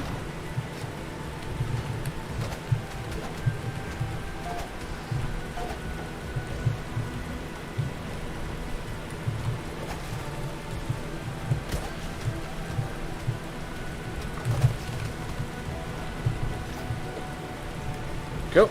Ooh, leather weapon 3. Wow. I don't have leather weapon 3? That seems off. That seems like I have that blueprint and it glitched giving it to me. There's no way I don't have leather weapon 3. I'm on 4 for a lot of different weapons. To not even have leather 3 just baffles me as a concept. Mathematically very unlikely. Well, have fun in your... That was a filthy attack. Enjoy your bath.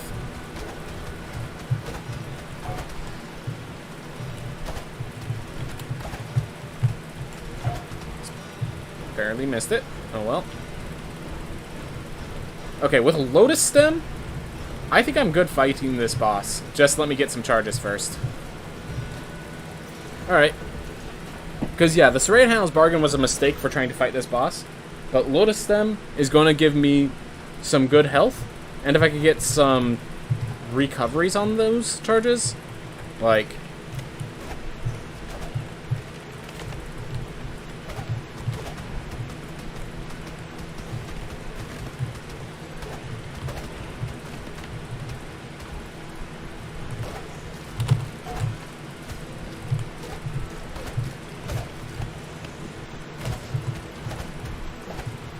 Alright, I'm at max mana. Okay. You know what? I just realized how dangerous this area can be, especially with New Game Plus upgraded enemies. Maybe I should just leave. Yeah. Alright. I kind of assume it's like Hyperion, when it's done, it's done. It said it had 5 charges. The Hyperion has 1 charge. This thing has 5. It's used 2 charges so far. So, we have 3 free hits, plus however our health bar works, which I think our health bar is going to only survive us 1 hit. So we have 4 hits, basically. Let's see how we fare. So my problem is that they use this model elsewhere, and in the place they use this model, this, all those ship masts and stuff are climbable. And so I'm always prepared to, like, climb on masts and stuff and have, like, high ground. But then you fight, and you can't touch those masts, and it's like, I'm expected to hit ground, and then I don't.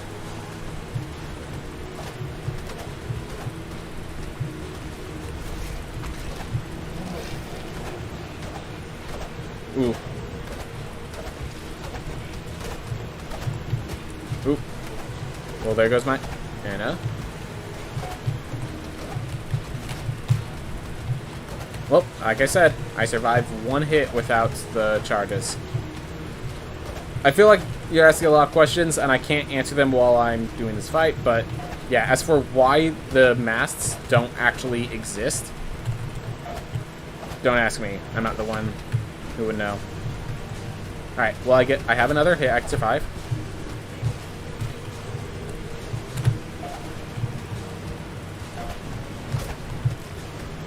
Gotta hit them enough times to fully charge.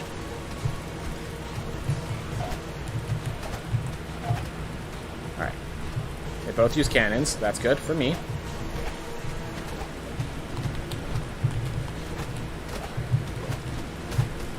Alright, as long as they're using those attacks.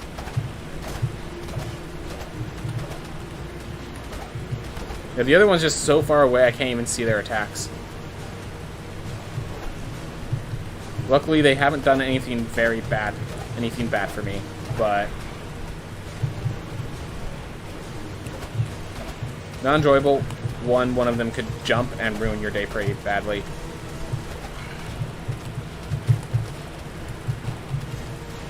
Like so.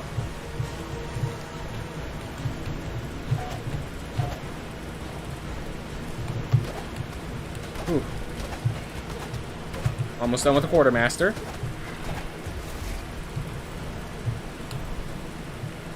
And that means we're about to face some minor enemies, which I want to take care of before things get even further out of hand.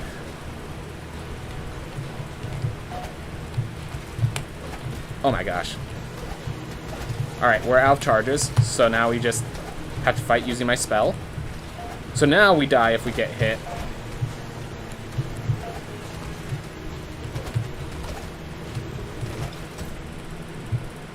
Whew. I've never seen this before. Right. You have to have the mana for it, though. Yeah, no, that's what makes that weird, that. Alright, Osno Jesus Ranger, not happening. Blazebellow Dragon Lancer. Or Sir Matt the Knight. So, hey, Kraken Style. So we just finished our speedruns. We got a run that was world record, so we just stopped and we're like, okay, let's just have fun. So we're having fun now, Kraken Style. We're having fun now. Alright. Let's start by buying the items by the docks. Ooh. So yeah, we're on New Game Plus 7. And so one of the feeds I have is a harder version of some of the bosses. Buongiorno, friend. It's a lovely day. Totem's been teaching me how to say hello in different languages. This one was the italicized version of... You mean Italian. Alright. Good day, Ducky. I made some more food for your cute little trio with Maria and Sharon. It's Athos's favorite, hamburger. I love the, like, thematic of the people here. Alright, I need... Wow, I actually need more blood. It's been a while since I've needed blood.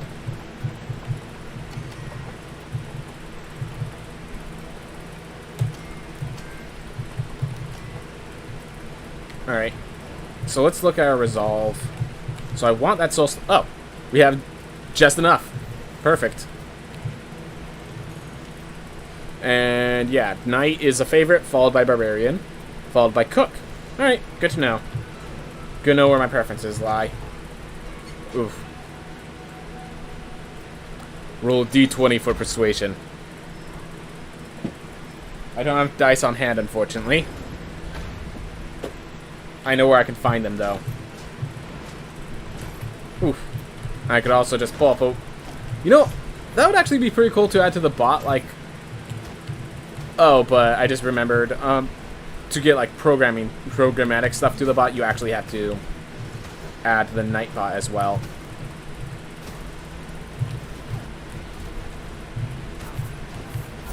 There we are. Gosh. Regular enemies throwing that much money around. Welcome to New Game Plus 7. I haven't been here in a very long time.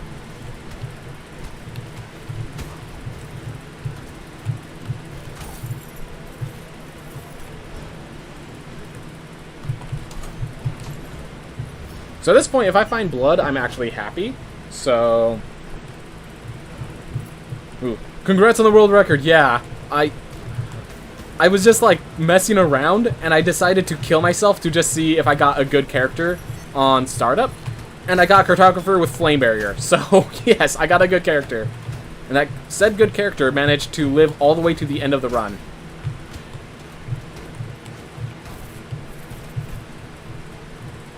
Ooh. You know, I'm going to argue that getting the relics here are going to be preferable to just, like, not entering this area at all and trying to keep myself healthy.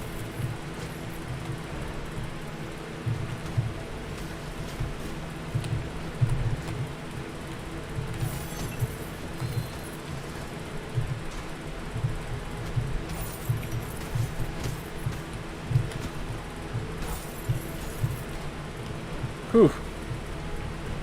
You've been setting up your DM screen? Yep. Getting everything you're ready for? Yeah. I play online, so I've just, like... I do have to set a few things up. The new players don't have their characters complete. Like, have their concepts complete, but not, like, the idea. One is, like, still trying to find... still, like, working on how they want to enter it into the world. And they still have some good stuff, but they want to get it, like, down pat, I'm sure, certain.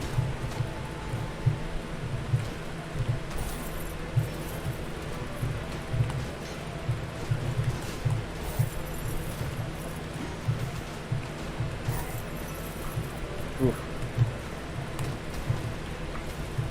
There we are.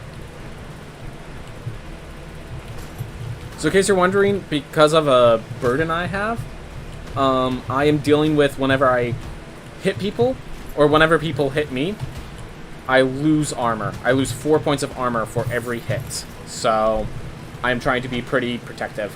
Leather weapon 4. Well, at the very least, I covered my issue and have all the leather weapons now. Now that I'm going to equip any of them. With Naya as my favorite class, it's not hard to believe that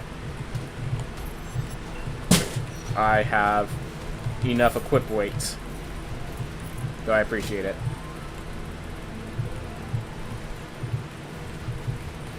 No, I'll let you live. You, on the other hand, are a jerk.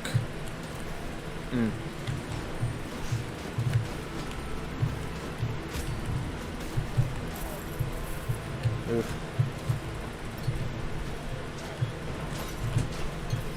Go. And yeah, every time I grab a potion, it gives me a little armor back, so that's also a nice little touch. I actually have to take damage to lose the armor, thank goodness, so my shield is a good strat. Ooh. I love world records that require dying to get a better time. Fair enough.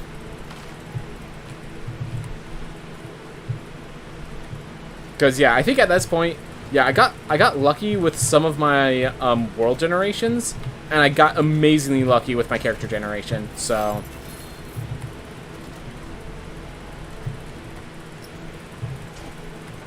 nothing at the end there. So let's just keep moving.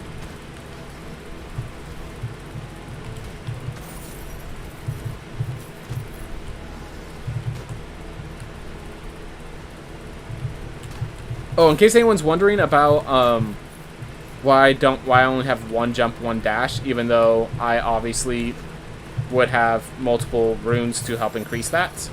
I actively do not put any of the vaults or dash runes on, so that same with the haste runes, so I don't like lose my general like mental processing of what movements I can make during speedruns from just like playing this too much or something like that.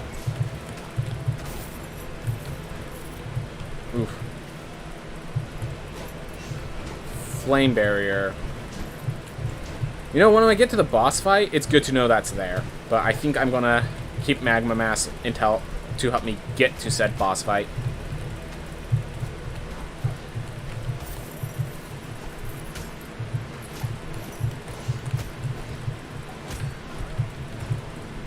Ooh. This is like playing in Teams Monopoly and trading money for money with your teammate, paying off a bill they have to pay with their teammate. Yep. Sort of stuff. Definitely recognize, what was it?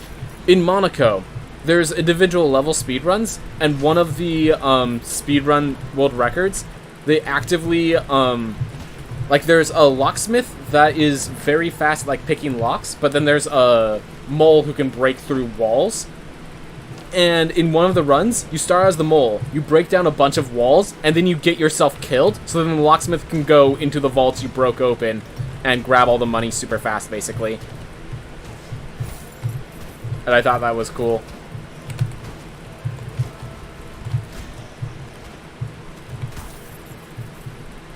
Ooh.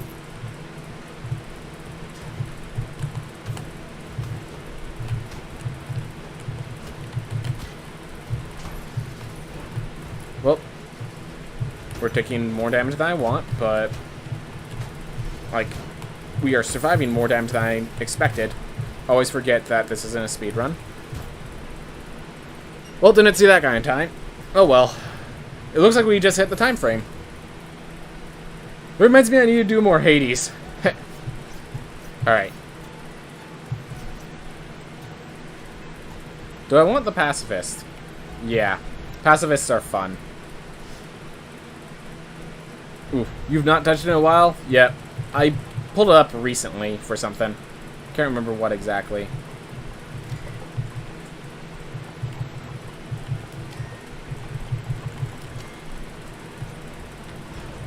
Ooh. Get some of the story done. Did you know Esther is known as the Great General? He's in all the books! That also makes me feel bad. Everyone praises the strategies. What about the trained soldier? The soldier's estuary Lamech taught is the only reason Irad strategies even worked in the first place. I think the frame should have been split 50-50. Okay, so I also like... I haven't played Pacifist since the Pizza Mundi update, so... I like how it chains down those little things there. I just want to say that I love you every day, Ducky. No matter who you are, I know it's you. Alright. That's nice. That's nice. Pizza Monday was like a month ago or something like that. So, there has been a new update since, how do I say this? There's been a new update since, Sun Tower, but that's it.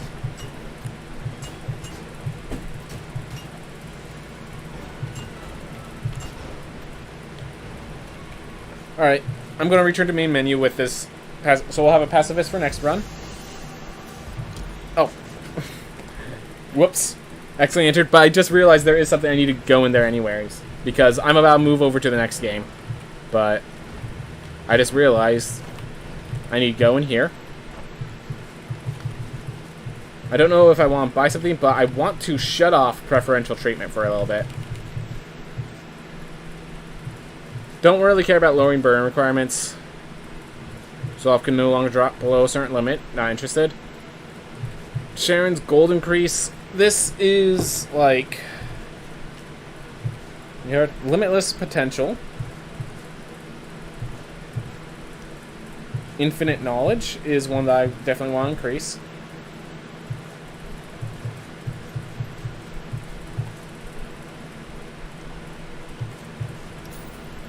Which is, do I max out? Still weird you can combat roll with pacifist, but most other talents you can't use. Yep. Not gonna deny that. Yeah, I want to max out infinite knowledge, because that's the sort of build I want to go with. And, you know, doing that allows me to actually make it a build. Alright. Well, we have the New Game Plus 7 set up for me next time. I'm going to get myself some water. I'm going to get myself ready for the next game. If you were here for the speedruns, gosh, I hope you guys have a wonderful day because you just saw a world record. If you're here for Rogue Legacy, I'm glad you enjoyed that little time we had. But I'm going to move over to Magic the Gathering soon. So, thank you all for watching. Hope you have a wonderful day. If you're willing to stay around for Magic the Gathering, I'll see you all shortly. Just gotta go refill my water and such.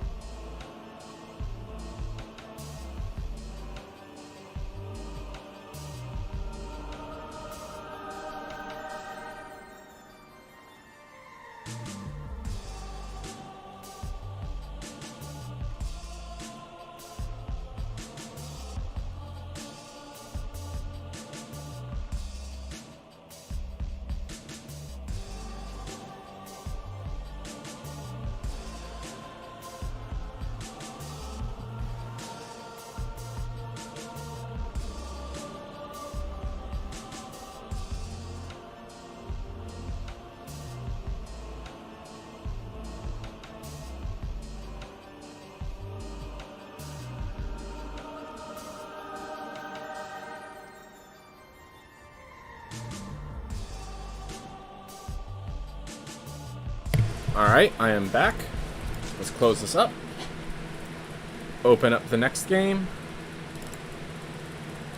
And while that's opening up, we edit stream info.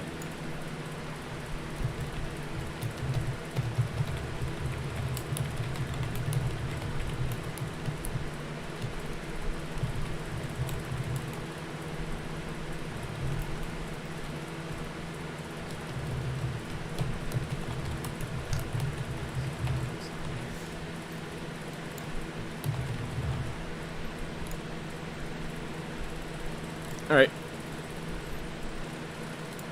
Whew. Woo! Glad that you like it. You like MTG, you Lambo droid. I've just, this D&D set, like, I can't get away from this D&D set.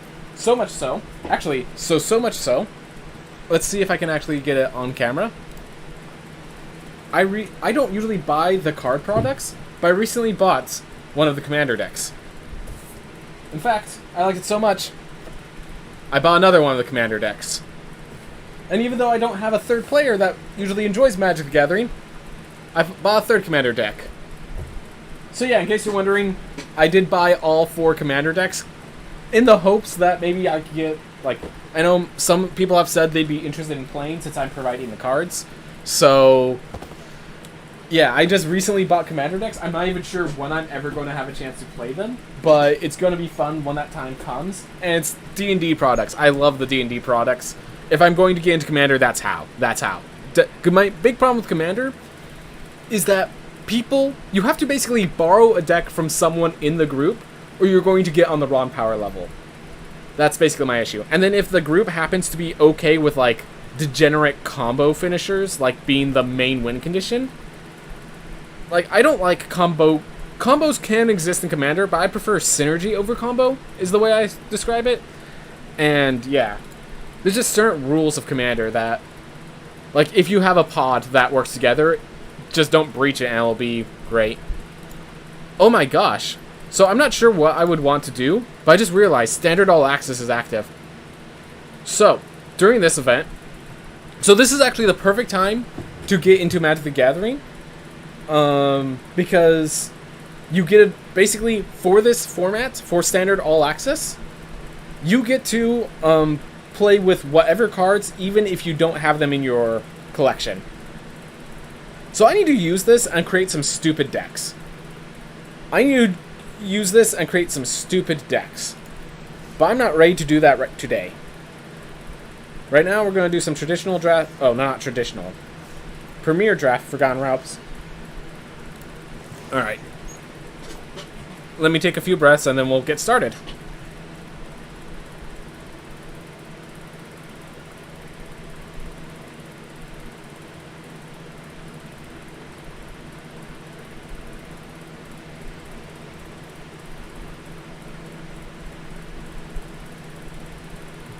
Hey everyone, welcome back to more Premier Drafts at the Forgotten Realms. We got 6 wins last time with a deck that I don't think should have gone 6 wins, so, as a matter of fact, if that person with Mordekainen played properly, it would have gone 3. So we are hopeful, and we are getting lucky, and we are going to hopefully get more lucky as we continue. Also, let's get good while we're at it.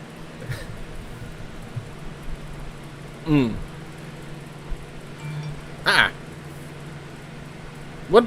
My phone just made a noise as if there was an announcement, but there was no announcement. Oh well. Anyways, yeah, Forgotten Realms. It's strange because, like, mechanically, Strixhaven was my favorite draft format, but, like, I'm starting to really enjoy this format as well. It's a great set. I enjoy it. Yeah. Ready. Don't be the blueberry that leaves the other 7 waiting, please. Awesome. Alright, let's see if we go treasure chest. Nah, not doing treasure chest. So Druid class is basically, if you can gain life, it's a good card. If gaining life is good for you, it's a good card. Wow, we have a lot of blue. So I figured out when drafting blue, there's a lot of common 3-drops. So you really can just, like, leave your 3-drop open if you end up going blue. So I think I'm just going to pick the dungeon map, because it doesn't force us down any color. The Grim Wanderer is like, you have to get in a good position. By the time you can play it, they're going to have 3-2s and 3-3s. So I don't really like it. Druid class. Like, level 1. Basically, level 1 has to be good for you for this card to be good. The fact that level 5 is good is just a good thing.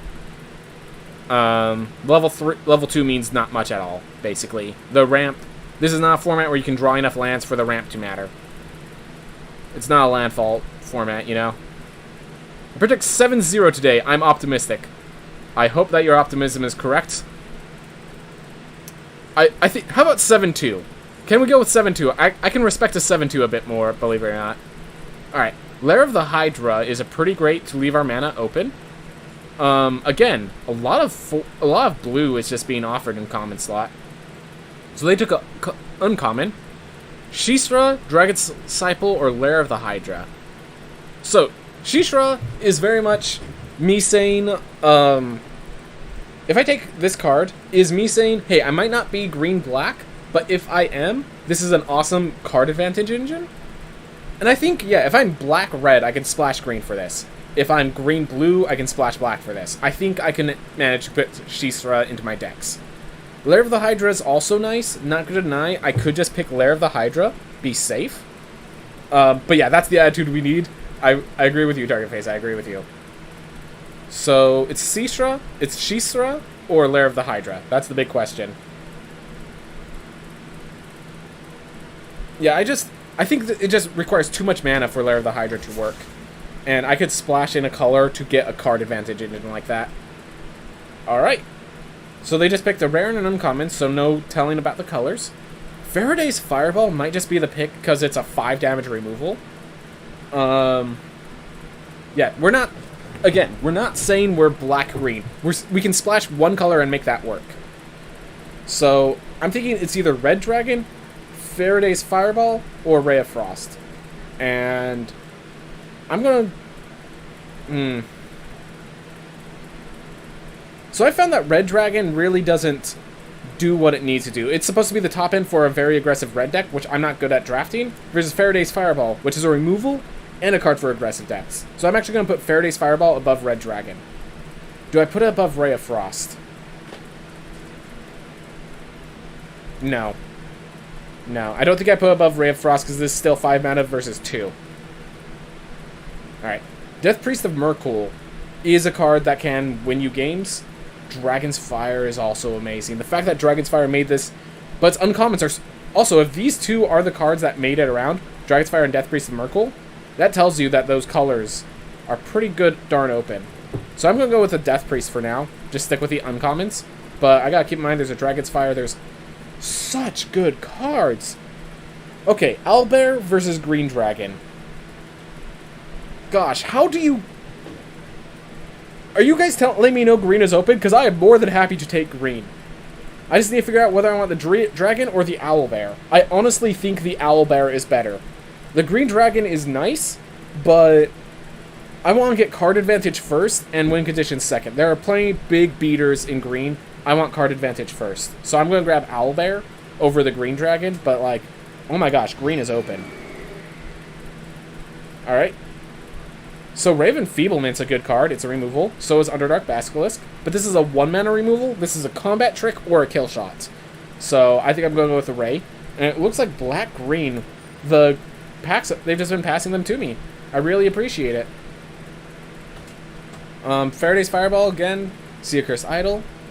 Do I pick Faraday's? Do I say I can... There's also You Hear Something on Watch, which I really like. Curse Idol, I do like having one in my deck, but never more than one starts becoming an issue. I think I look for Thieves I could splash into black-green.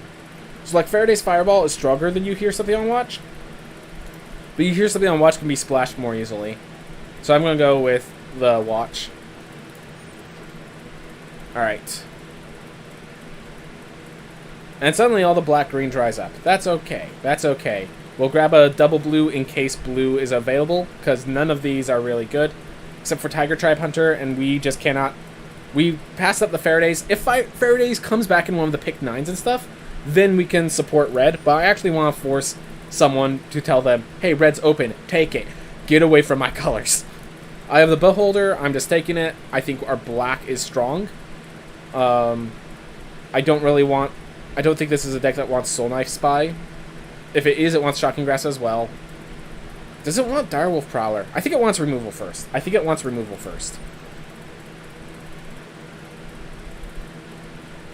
The fact that I even technically have ramp.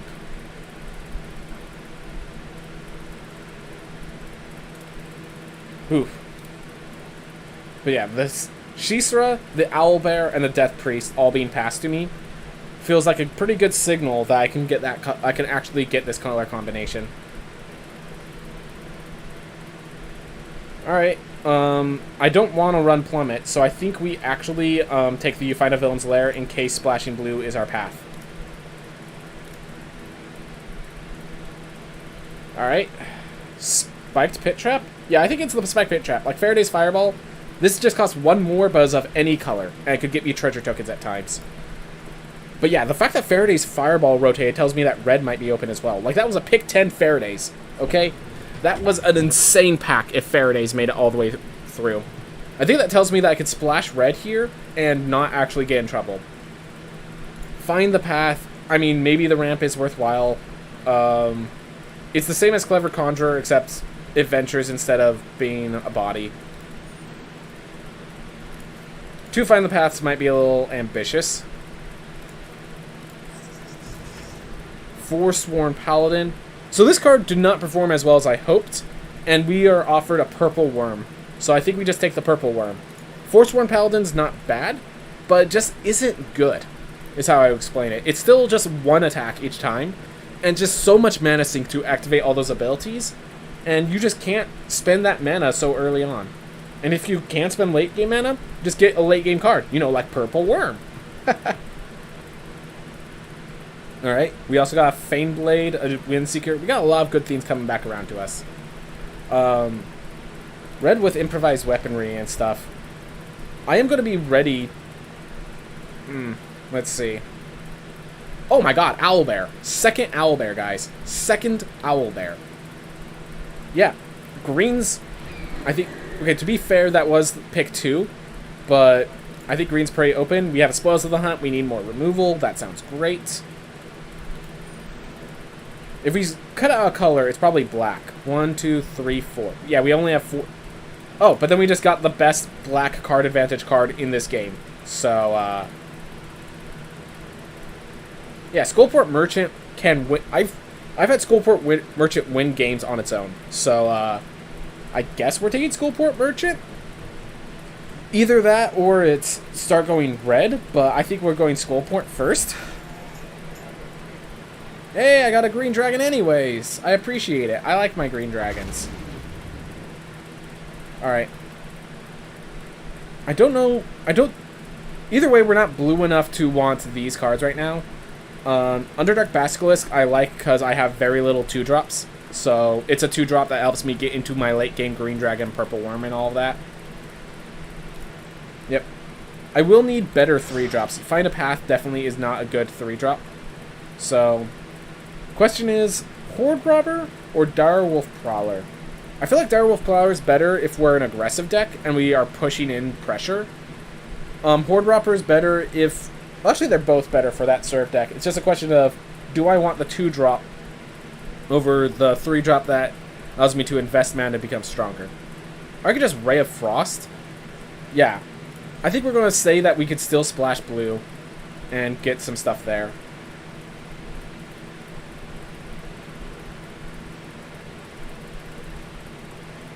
Do I actually go for the Wizard class again? That's the big question. So let's see. If I remove these two... Let's see. All select tells me Wizard class. Alright. I'm not so sure about this. The fact that I have... These double blues, I don't think I could splash it, basically. You know, actually, it might just be blue-green and I splash in black. I don't know which combination it is, but we're definitely green. My people that I'm playing with have made it clear that green is available. And black is not available. It's also been making it clear black's not available, other than if black-white. Anyways, I'm going to pick a Flying Threat, because Ginny Windseer as a scry is good, as a body is good, and then it has flying. So it's evasion, it's card decision, it's just a good body as well. Alright. Do I take out the best Death Priest of Merkle, add in the Charm Sleeps, and then you find a villain layers?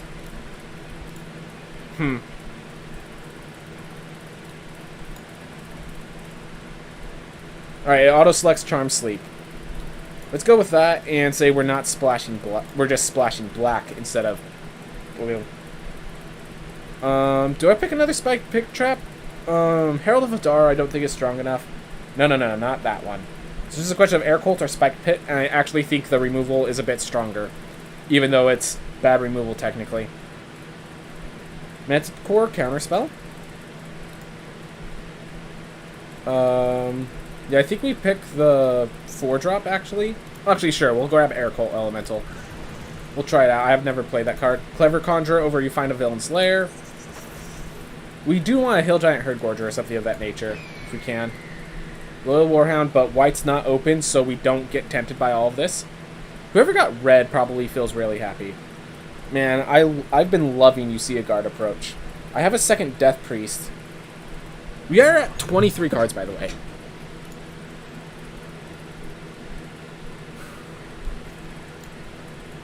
Let's pull out all the cards that I think are bad. Or possibly not good enough. Oh, there's a white card in here. Alright, so we have 20 playables. So with this... How many creatures? 10 creatures. Alright. So I'm going to go with the Death Priest, and it's a bit sus, but if I get 2 Death Priests, and then I just, like, I can start sacrificing... Alright. Trickster's Talisman or Black Dragon. Let me look at my late game. So I have Green Dragon, Purple Worm. Owlbear isn't... I'm not really counting as late game because it draws cards. It's mid to late game card advantage. Grim Bounty's also just a kill shot, which makes the black combination good. But this is also a kill shot a lot of the times. Yeah, Green Dragon, Black Dragon. And this one's a creature attached to it versus... Yep. I'm going to go with Black Dragon, but definitely could be argued. I mean, I knew green was open, but a second Purple Worm. Black Dragon might be a mistake now. Alright, I'll see you later. See you later, Kraken Style.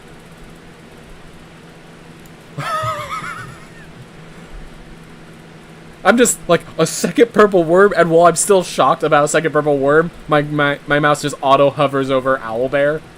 Oh my gosh. This is amazing. Faneblade. Yeah, looking at my stuff, it looks like my problem is I need more 2-drops. I literally should just pick early game whenever possible, because it's early game. Alright, I'm picking the Faneblade over the Trickster Talisman. We have too much late game right now. Trickster Talisman is good. It would replace the Wizard class, but it's like, right now I just need early game. Yeah. Ooh. Fight a Villain's... Hired Hexblade is just a 2-drop. It's a 2-mana 2/2. Okay? Like, it doesn't need to be anything more.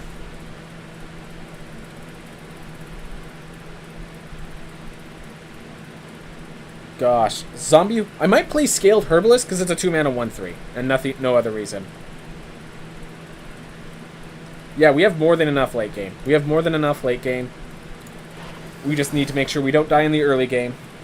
Got some slow drafters today. I appreciate the slow drafters. I should be a slower drafter, personally.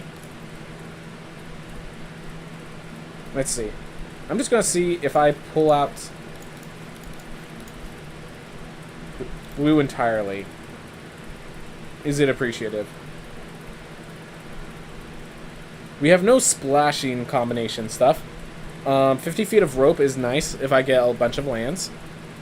Dryad is good to ramp me. And it looks like, yeah, with 3 Owlbears, 2 Purple Worms, I think a ramp deck is perfectly acceptable. I'm actually going to pick the Dryad over the other one. Alright.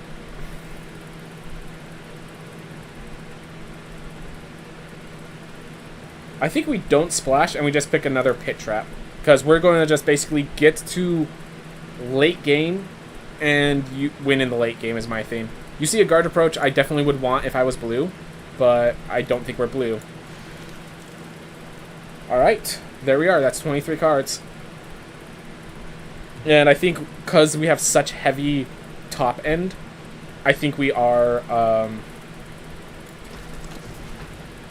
yeah, we're a ramp deck, sort of. Pick the price of loyalty just to prevent someone else from getting it, really. Shocking graphs in case we do end up being blue. Frost Giant. Awesome. Alright, so that's our deck. This might be our deck. Let me just look. So how many kill spells first off? 1, 2, 3, 4. I can grab an Eye of the Beholder for another kill spell. And is Eye of the Beholder better than Spike Pit Trap? Yeah. Top end is so heavy with 3 owlbears, but the owlbears draw other cards, like other owlbears. So definitely, yeah, top end is heavy, not going to deny that. So we just need to make sure we have good early game. So 1, 2, 1, 2, 3, 4, 5. Okay, so we have 5 early game plays. Neverwinter Dryad's ramp, and they could be sacrifices for the death triggers of our 4-drops. Dungeon Map is ramp. Spoils of the Hunt is kill spell, especially with Fane Blade as another death toucher. Spike Pit Traps can be sacrificed for Skullport Merchant, which is something Eye of the Beholder can't say. The 5-mana black card is actually pretty decent. Oh, the Herald of... Oh, it's a... Yeah, duh, it's a 5-mana 4/4. Alright, but if I... Oh. Did we get offered the 5-mana 4/4 vampire? Because if we were offered that and we didn't pick it, that was an obvious mistake. Did I maybe get blinded by an owlbear? Like... I feel like I would have seen that. This is mana sink. Let's see. So we also need mana sinks. And we have 1, 2 mana sinks right now.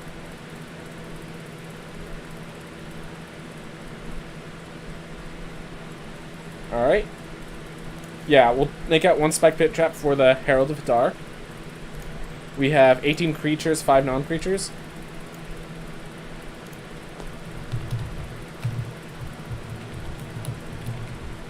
Because yeah, if there's a ramp deck, I think this is the ramp deck, which is kind of funny because we're not playing Find the Path because I still do not like Find the Path. How many? Okay, so I do want to keep track. So I have 1 treasure. I have 3 treasure makers. Oh, it's a warlock. Yep. So I have 3 treasure makers. 1 venture, but it's a constant venture. Yep. So this is my only venture trigger. That is worth noting. So is Find the Path good? My general answer is it's strictly worse than Neverwinter Dryad. So,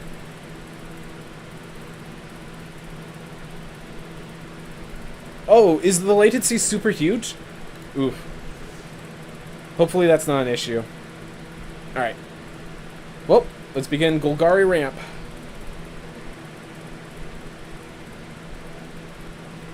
Whew. See how this deck fares?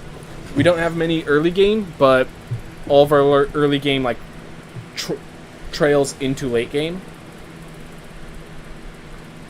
This is an early game card.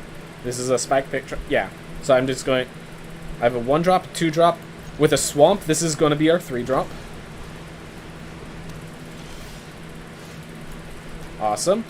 And as Flash, in case anyone's wondering why I'm not playing it right now. Alright. Ooh, they have Hall of Sword Giants. Gotta be ready for that. Spike Pit Trap does not kill that. Eye of the Beholder would have, but that's okay.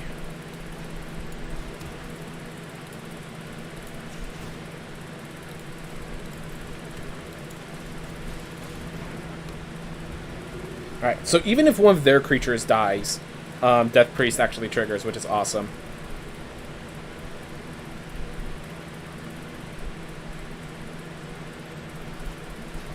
Hama. Alright. So I think I attack, making them...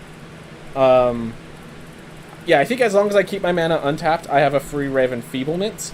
The question is that better than just playing Owlbear? No. Oh, this is a free Rave Enfeeblement, period. I'll kill Hama on another turn, I think. I didn't realize this card was white as well, so... Oof, they're white-blue. Yep, realized that afterwards. I don't need to attack to do a combat trick, I just kill.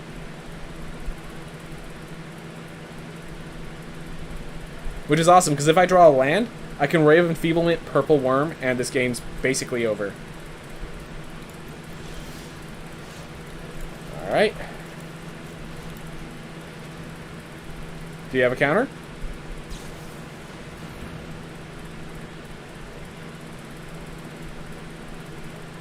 Do I Spike Pit Trap to kill Hama in response? That's the big question. Nah. So here's the theme. Now I can attack with Owlbear. Alright. And... let's see. Do I want to kill that in... That actually put me in a pretty bad position.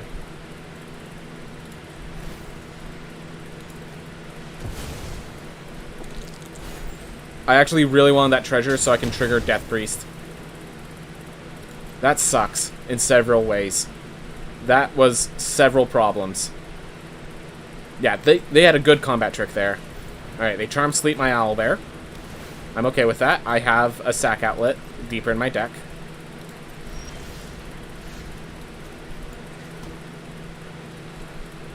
Oof. Oh, I could just play this.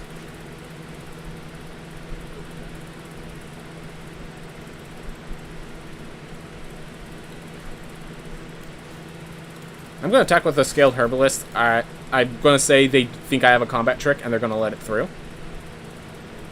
Yep. And I could Purple Worm, and they have their mana tapped out, so they can't deal with that. I just realized they're at 4 lands, so...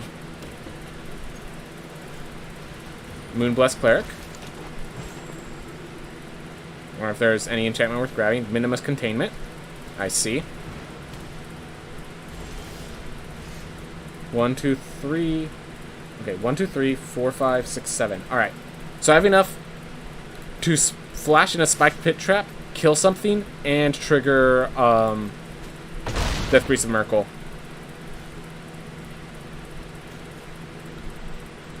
If they Delver's Torch equip, they cannot Minimus Containment the Purple Worm, which is good enough in my book.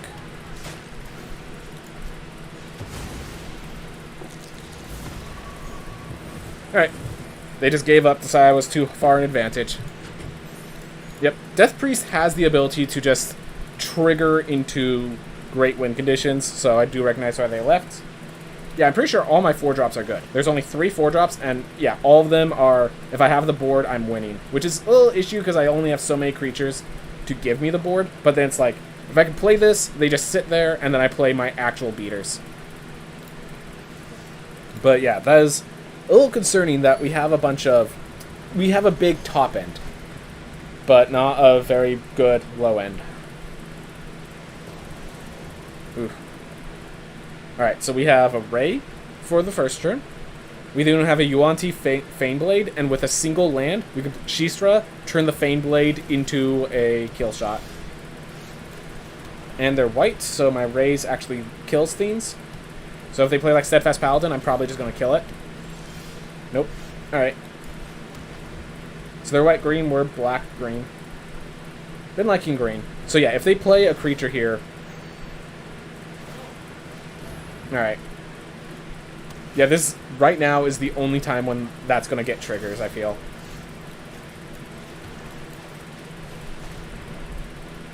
If they make a land into a massive creature, we might still be able to kill it with Shistra forcing a block.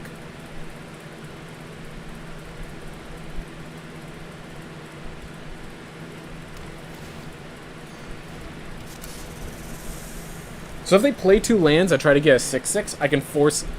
Oh, they can actually tap it for mana, so they can avoid forcing to block with it. Me forcing them to block with it. So yeah, Druid class, just because I went slow is actually applying the pressure. It's pretty good for them. Oh, that's already forced to block. So here's the question. If I want to attack, I could turn it into a 1-2. It's going to be attacking me next turn, I know that much. Do I just play Shishra to get myself a card draw? Yeah, I could save the Ray to be an actual kill spell. We are against a white deck. So, yeah, let's use this, get myself an actual card draw.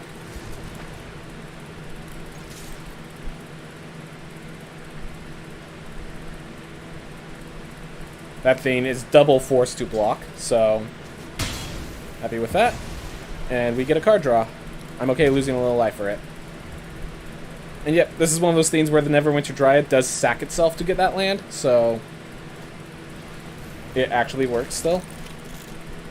Alright, if that thing ever becomes big, we just get a one-shot pretty easily. Alright.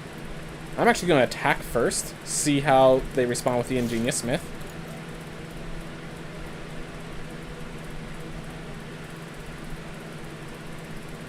They're at a lot of life, but they're also at very few cards. Ooh. Alright, so we lost her, but now we just play Death Priest of Merkle. And get ourselves a skeleton army.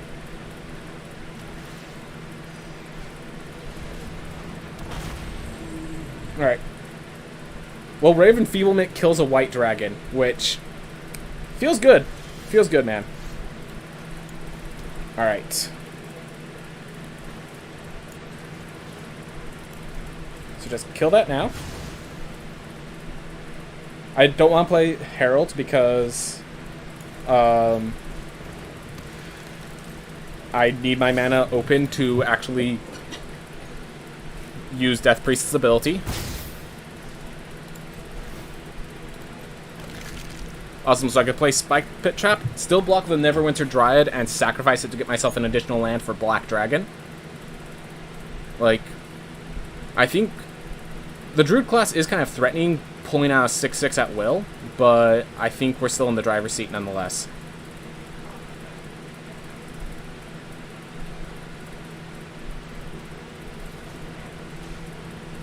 Oh, they're just tapping to make sure they create a creature land of the land that's still around. Yep, fair enough. Attacking. Alright. Block. And then I could sacrifice it, get myself a forest.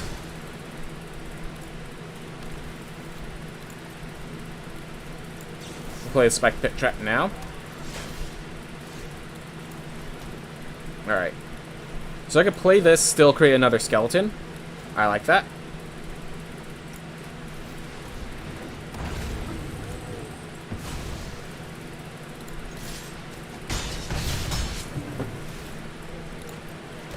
Look at that.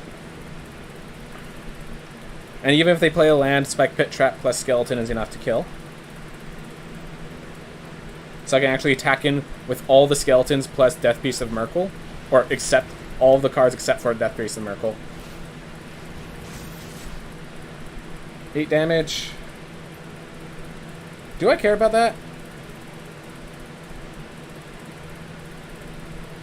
I might start caring. Yeah, if they have a way to give it flying, I'm going to start caring about that. So I'm a block now. One, two, three, four, 5. 2, 3.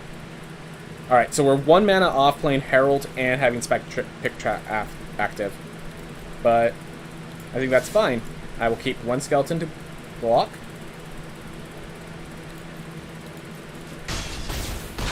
And we'll bring them, we'll approach lethal on them.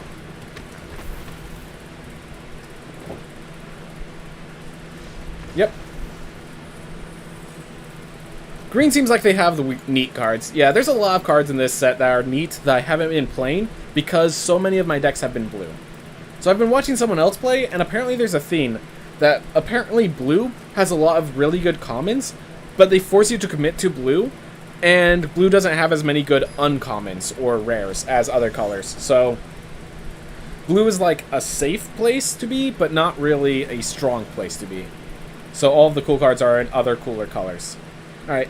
Well, we have a Spike Pit Trap, we have an Underdark Basilisk.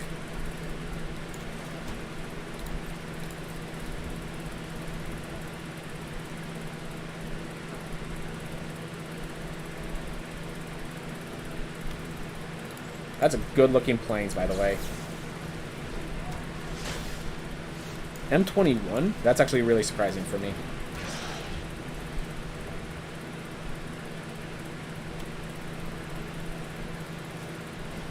Alright, I'm going to leave my Basilisk up to block the Steadfast Paladin. Oof. And I need to draw a land here. Honestly, if I could just draw lands for a little while, that'd be actually really appreciated.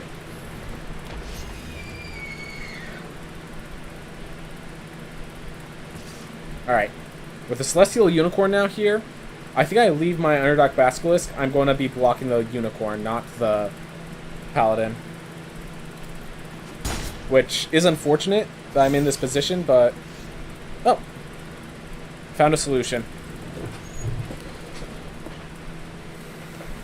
Maybe if I ever try MTGA Arena again, I'll try green. I went blue and did not enjoy it.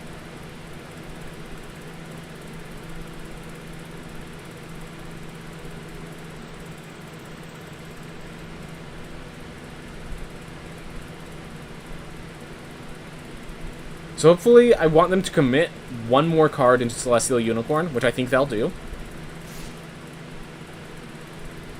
Alright. I'm okay with its attack. Not getting a land definitely sucks for me. Alright.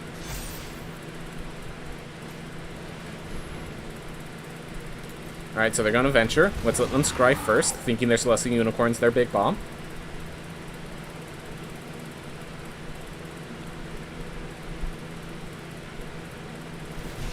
Yep, because they're scrying.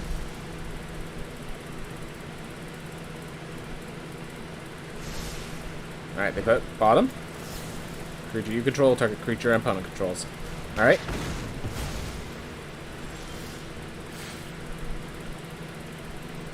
Really getting peeved by not drawing an additional land here.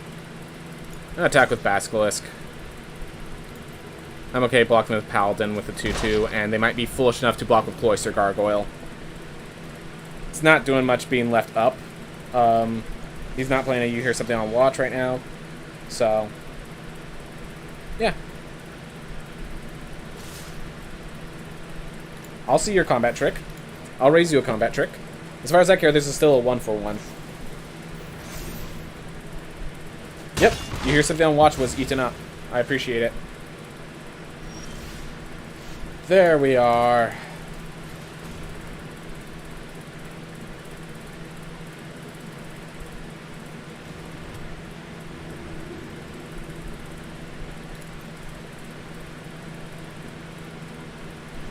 Alright.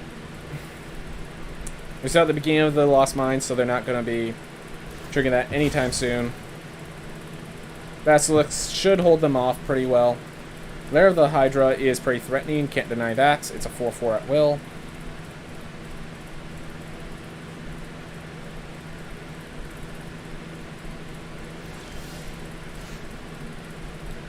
Second Death Priest, because we didn't get lands. So Ray of Enfeeblement is actually really strong here.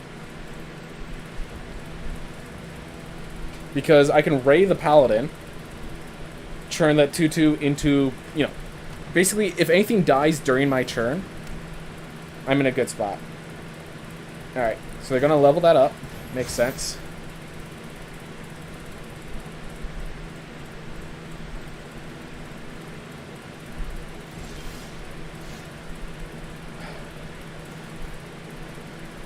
These are not good positions to be. These are not good positions to be. We are 1 mana off all of these cards plus Spike Pit Trap.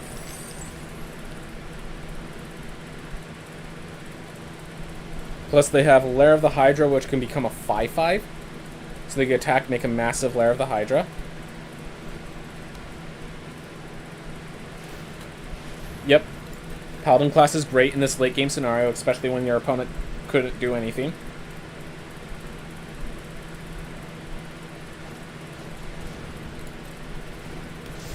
Great.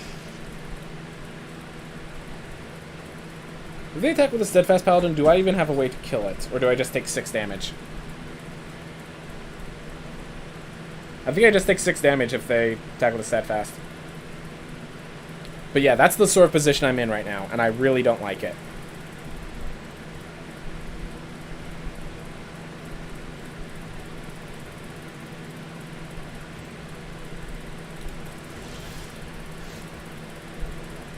Alright. So I can Neverwinter Dryad, sack it for a forest, and use it to create 2 skeletons with Death Priest Merkle and the treasure token. I think that's my best play. Even though it seems like such a poor play. Yeah, proves that the Neverwinter is my best card right now.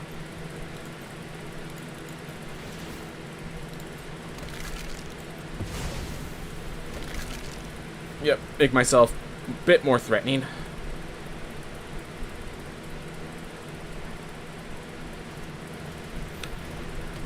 Puts the Basilisk in a portable hole? Yep, makes sense. Seems legit.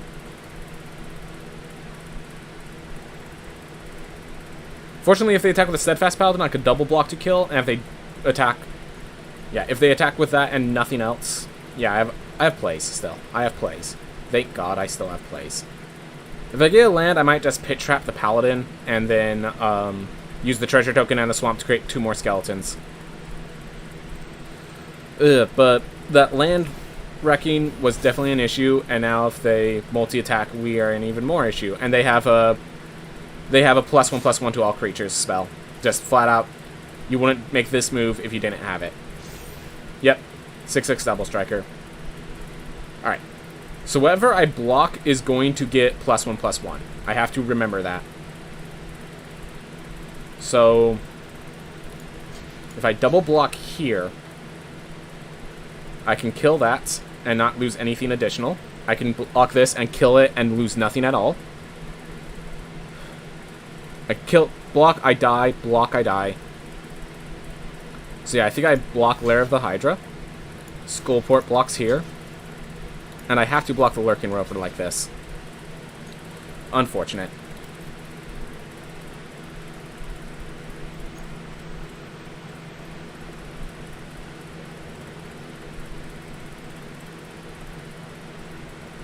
I just realized, if he maps it out properly, he can actually, because I just realized the Death Priests are pumping my skeletons, so I can actually die here from... I should have blocked the Steadfast Paladin! Why didn't I... Oh, because then these wouldn't die properly. Alright. Fortunately, the Lair of the Hydra dies with it. Alright. So I can kill the Steadfast Paladin, get a treasure token, and get a Death Priest of Merkle back up. That's my best play right now. Kind of a sad play, but it's my best play right now. No attacks. There we go. They only have 2 creatures, and if they attack with a Lurking Roper, it's pretty hard to untap it. Oh my gosh, I just realized they have 40 life. I just now realized how much life gain they've been getting. Well, I think that closes out the game. A flyer. Unless I get another Spike Pit Trap. Alright, so they're attacking with both. If they need a bump... Yep, they should have bumped the Cloister Gargoyle like they did here. Yep, we didn't get our lands in time. I'm not saying they don't have they have a pretty good deck, but we just did not get our lands in the time frame we needed it. Yeah, I'm gonna try to get myself something. Yeah, having 2 Owlbears stuck in my hand because I just didn't have enough lands is a great way for this to go. You know, it happens. Steadfast Paladin survived all the way till turn 6 or so. Yeah, there was a lot of positions that it's just like, I have to do this. I don't like that I do it, but I have to. So.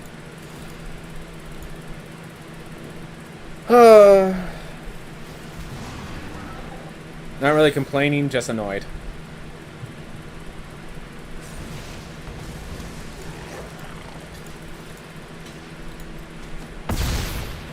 Oh, right, as double strike. Yep.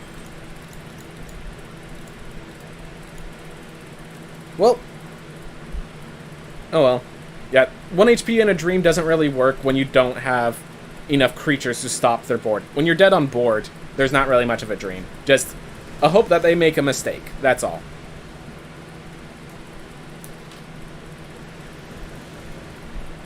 Alright, we have a Ray of Enfeeblement again.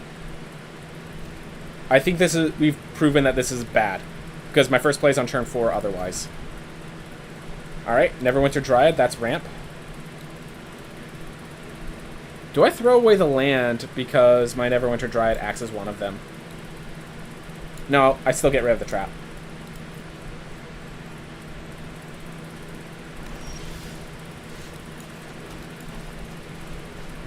Alright. You want to Ray this?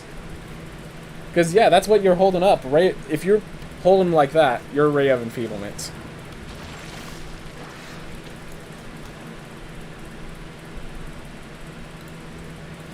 I'll block the Sepulchre Gal, and yes, I will allow the trade, because I have 3 drops to play, not 4 drops. So, I'm happy to trade.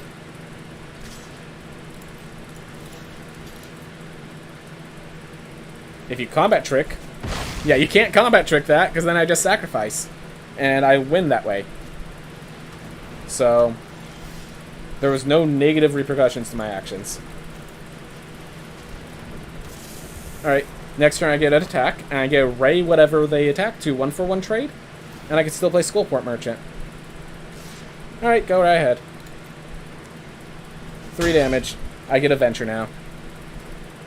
Or you get to play a big Hoarding Ogre or some... Okay. Plundering Barbarian was not the play I wanted to see. Will not deny that.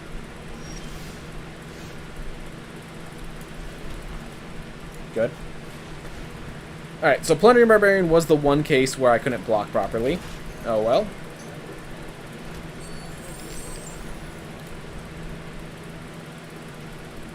I'm not going to trade a Ray of Enfeeblement for a Plundering Barbarian. I might trade it for the Valor Senior, but not the Plundering Barbarian.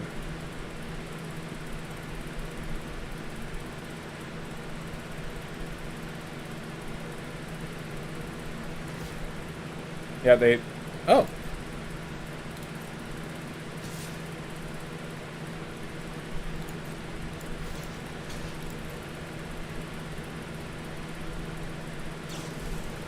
Raven Feebles. My guy? Try Raven Feeble back still. Yeah, why not? I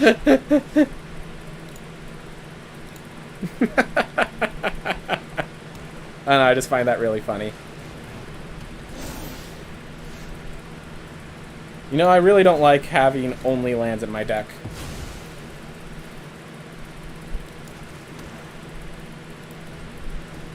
Next turn I'll attack with Yuan-Ti Flameblade. Have the Death Priest trigger game me Skeletons. Skeletons could then be sacked for draw. So... Now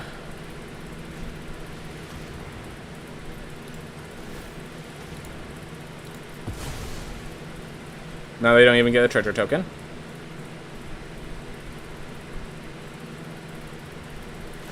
Alright, they're going to put it on the Hoarding Ogre. Yep. Now I need to start stopping their pressure, so I think I just Underdark Basilisk and leave it there. I want to draw a small playable. Alright. Because if I Underdark and Death Priest, then I can't... You know what? I think I have to do that. I think I have to play the Death Priest just to say you can't attack with the Plundering Barbarian, and I am willing to trade this Death Priest for the Plundering Barbarian. It's not a good trade for Plundering, but it's the trade I'm getting. Alright. Hexblade is okay.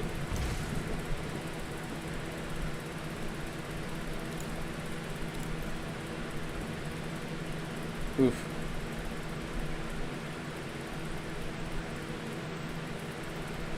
Five lands and card advantage. Oh well. 1, 2, 3. I did put them in a pretty tough spot thanks to the Basilisk. Alright, so they're still generating treasures. Okay.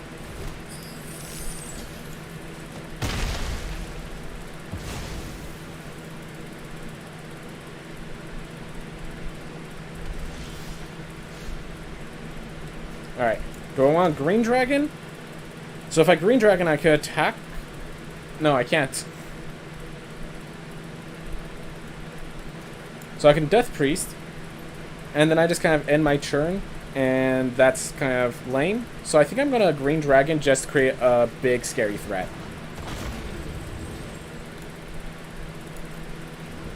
Because they'd have to double block Skullport, but then they just block with their 2/2/2s. I only kill one of their 2/2s for a Skullport, and Skullport's far more valuable than that.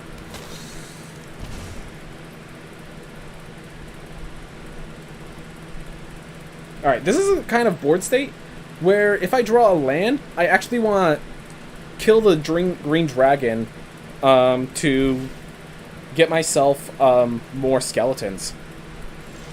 So yeah. So this looks weird. This looks like a horrible play, but given the situation, this is actually the correct play in my mind.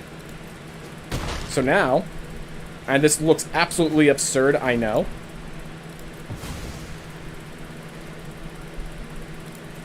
But now we get we get a card draw and 2 3/3s. And the 3/3s are far more powerful on this board state. I could then Spoils of the Hunt something threatening. I could, yeah, attack with the 3/3s. I sacrifice 1 to draw a card and get 2 more later. Alright, so they had to kill Death Priest of Merkle.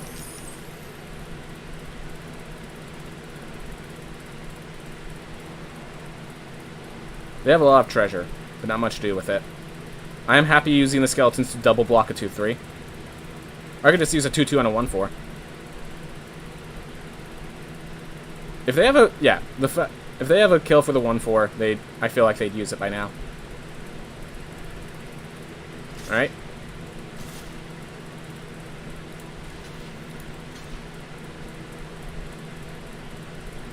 Yeah, I think I just double block Valor Scener. I'm trying to think what they have, and I just don't see it. So I'm going to double block the Valor Scener, make sure they can't do that again.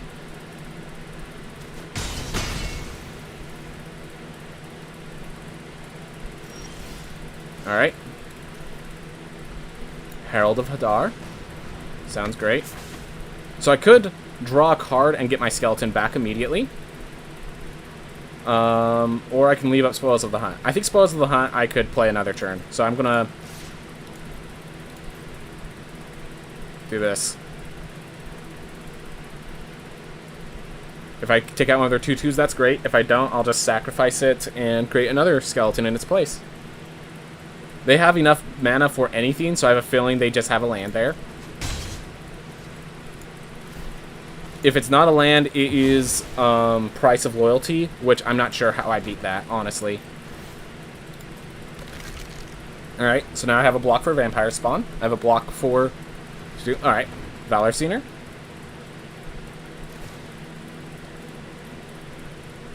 Common Inspiration, the Vampire Spawn. They're not attacking with it. No, no, no. No way they attack with that. Alright, so I have 6 mana.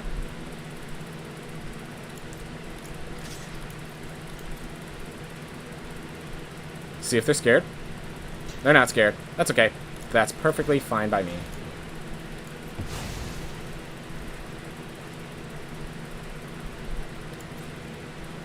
Alright. So I can pay 1. 1, 2, 3, 4, 5, 6, 7. Yeah, I still have enough to use Herald of Hadar. I still have enough to use Spoils of the Hunt plus Sack with Skullport. I have a lot of options right now, and I like it. My turn? Alright, before it's my turn, let me take out some of your life.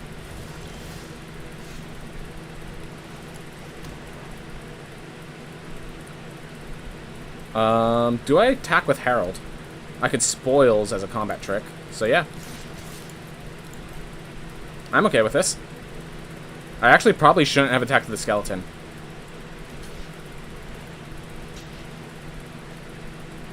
If they're smart, they'll do an additional block on Herald. Yep, like that. Alright, they triple block Herald. So yeah, let's kill these two, and I'll also spoils to kill the vampires, to kill the Valor Scener.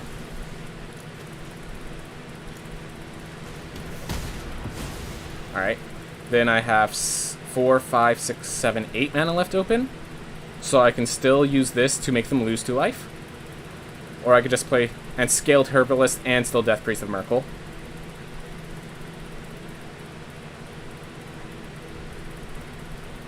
Yeah, let's see. Alright, I miscounted my numbers a little bit. That's okay, we'll just Death Priest of Merkle this turn.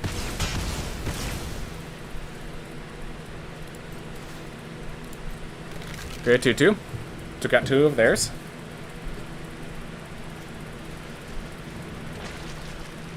Dungeon Crawler doesn't throw me in the slightest. Vampire Spawn, they can't get through my Skullport Merchant, I know.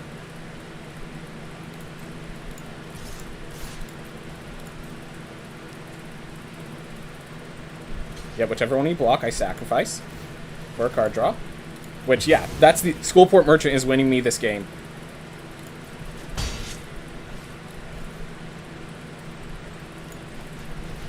I'm gonna leave a sacrifice trigger up just in case.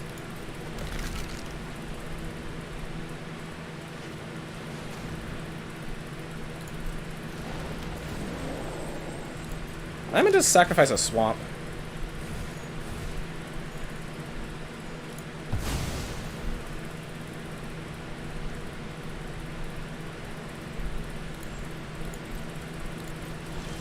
So, if I attack with Purple Worm, it eats up the Earth Cult Elemental and a creature with it. Or I can Black Dragon. So let's see. If I Black Dragon, then attack with Purple Worm. They have to block with these two. Or I can just wait. So yeah. Hold up. So if I attack with... So I'm going to do this, and I'm going to make sure I have the mana to sack with Skullport Merchant, because this play is going to make sure, if they have Price of Loyalty, they can use Black Dragon to win the game, so I have to be ready to sacrifice my Black Dragon. 7. There we are. This Thren's lethal.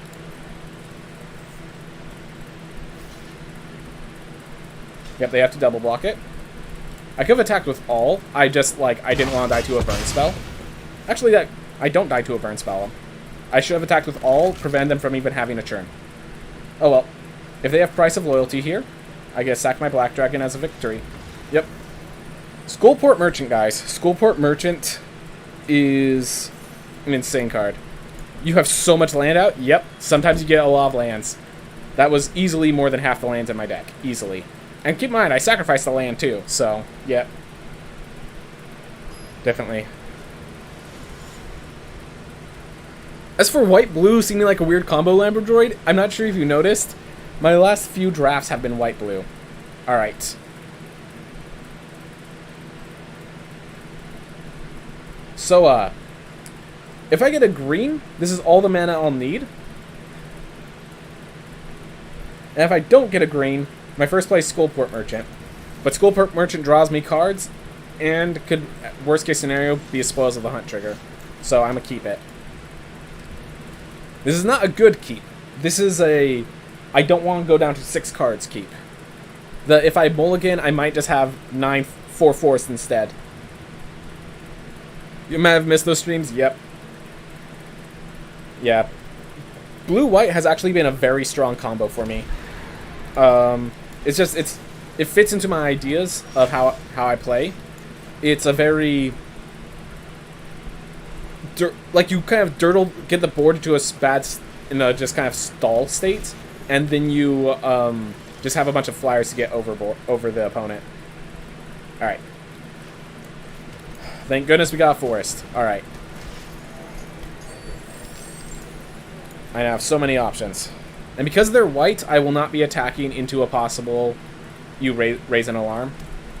But I will be blocking into a possible raise an alarm. Or, sorry, you hear something on watch. That's the raise the alarm that I'm thinking of. It might actually be a good idea for them to contain my Skullport Merchant, which is great.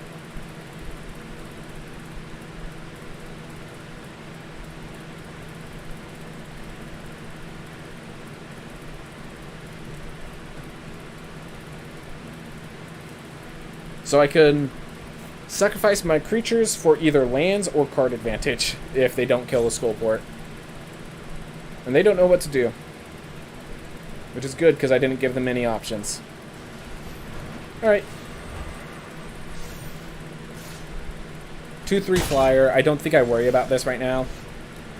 Yeah. I can sacrifice the treasure to Owlbear. If I Owlbear the next turn, I never went to Dryad, I can sack and still sack for treasure. If I save the treasure, I will next turn have 1, 2, 3, 4, 5. I can instead use the treasure for Black Dragon.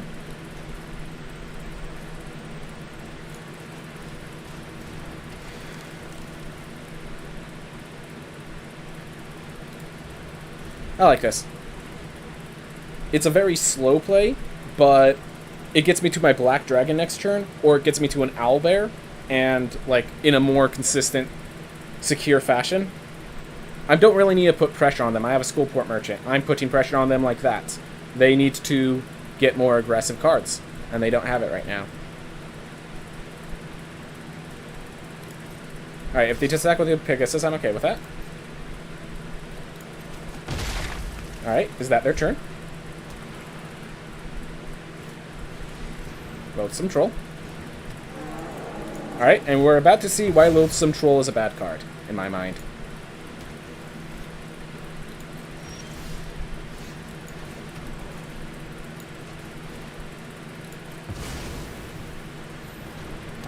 So now I get to kill this Loathsome Troll, and I have a blocker for a Boreal Pegasus. Yeah, now I'll attack to the Priest of Ancient Lore. You can't block, I'd get 1 point of damage in. If you want to attack with the Priest of Ancient Lore, be my guest.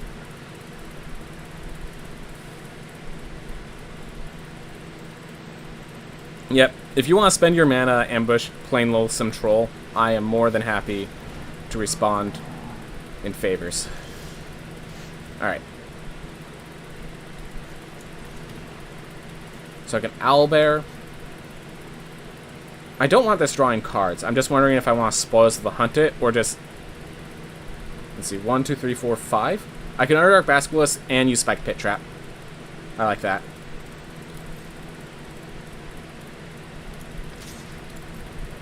If they have a kill shot for this, I can Spoils of the Hunt, kill the Treaded Outlander real fast. Oh, that thing has reach. Okay.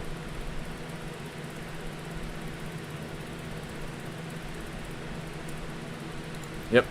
Alright.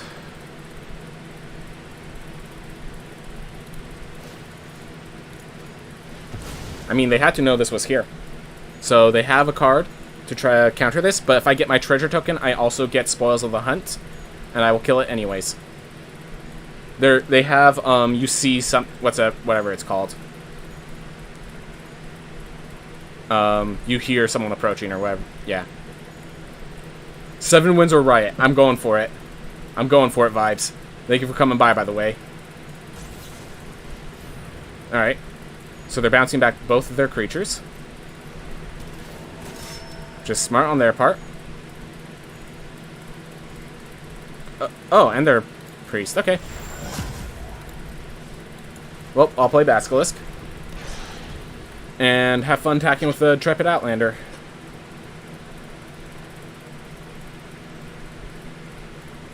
What's the fastest match you have someone... What's the fastest you've had someone concede in your matches? So this is back when I was at Bronze, but I've definitely had a game where the game started and they basically immediately conceded. Like, they just needed to go or something. Or they just never played. Maybe they, just, like, their turn came around, the timer thinned out until it just disappeared and it was gone. Oof. Alright. They're venturing with a Pegasus. Alright. I'm blocking the Outlander. I'll take 6.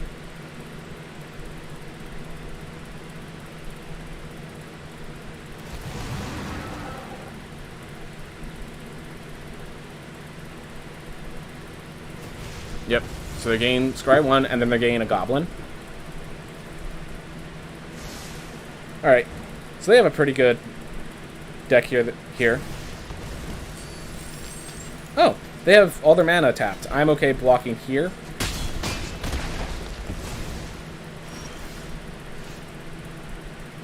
Seven. Alright. So if I do this, I need to draw a forest in order to Spoils of the Hunt. Otherwise, I can just Purple Worm. Let's see, if I Spoils of the Hunt, I still cannot play Purple Worm. So I think I'm going to Owlbear, hoping to draw a forest.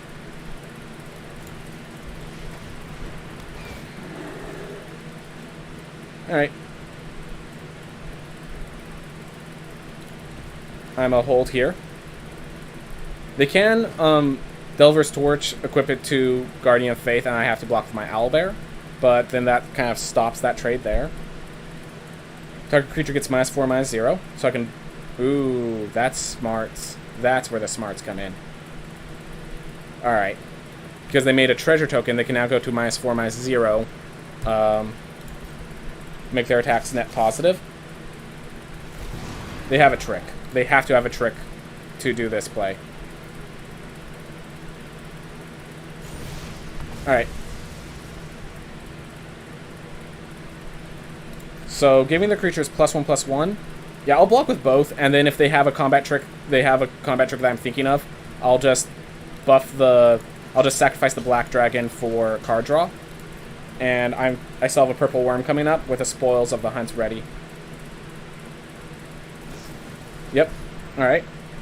Now I'll just sacrifice the Black Dragon. The Owlbear still kills the Guardian of Faith. And I get a card draw. There's the force I needed. Alright. So I can now Yuan-Ti Faneblade, and Spoils of the Hunt, the Arboreal Pegasus. Oh god, Minsk.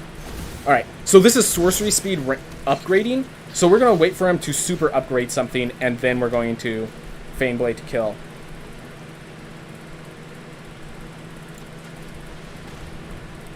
Yep. Not the best position, but a position I will actually manage in. So yeah, my guess is Binks is going to make a 7/7, probably, with another land play. And we're going to respond by killing 7/7 with Spoils of the Hunt.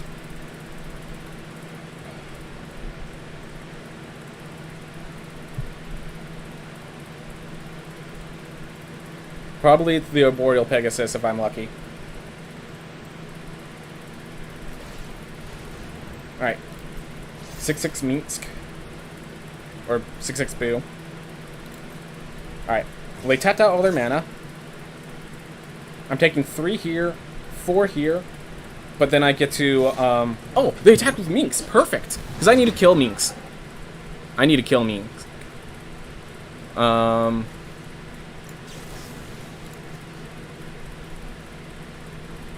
I'm actually going to kill the Pegasus.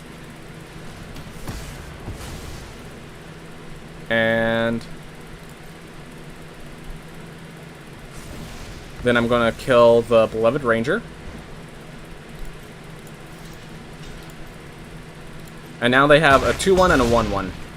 I am low on health, but they have a 2/1 and a 1/1. Okay, 1, 2, 3, 4, 5, 6, 7, 8, 9. Alright. I think this is probably a good time to play Purple Worm. And then next turn I can play Green Dragon.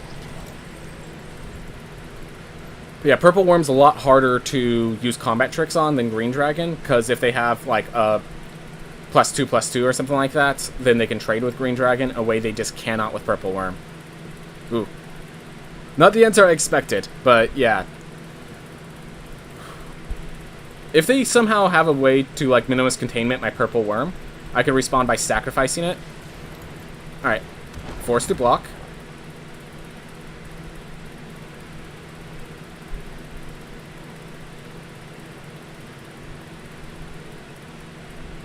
So it's forced to attack next turn, so I can just block and kill then. And otherwise it's forced to block if I have a better play. Like if I get Shisara or something. Shistra. Alright, so they equip it. If I attack, it kills 2 creatures. Here we go. Alright, this is the turnaround. So I do this. I attack with Purple Worm. It's killing this, plus probably another Minsk as well. And then we have the Death Priest loop that we've been using. And the Death Priest will be my win condition here. Yep, they have to block with both. And they also see I have scary, if I have Bull Strength, they just lose so hard. So they want to block with the Minsk to guarantee it, but if they block with Minsk and I don't have it, they just lost Minsk for free. You know, I should have attacked and then Death Priest. Oh well.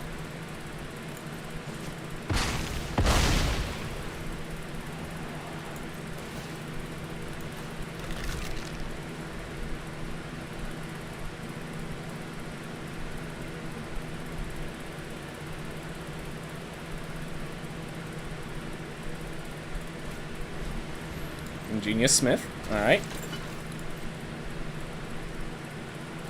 Next turn I could Green Dragon. Ooh. Next turn I could Green Dragon attack with a skeleton. And I always win the trade. And then I can still sacrifice the skeleton, draw cards, and all that jive. Alright. Well, the Cloister Gargoyle being a 4/5 is definitely going to be an issue with the Delver's Torch. But I think I will have ways around it at the end of the day. Tomb of Annihilation because they know the game's ending soon. That's smart on their part.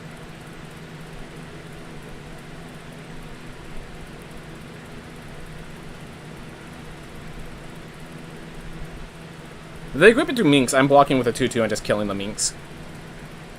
I think.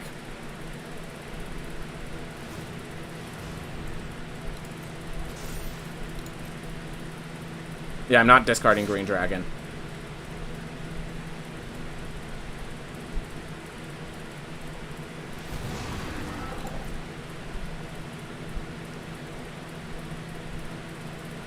Yep, so I'm losing 2 life here. I have to.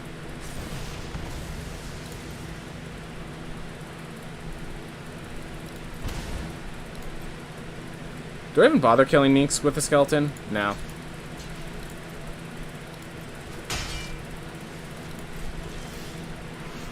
Oh, thank goodness.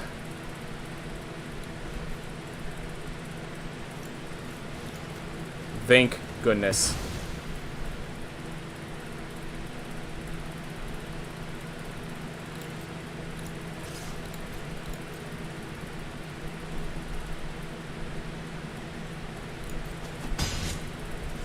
And yes, I think the card draw is more important than the Green Dragon.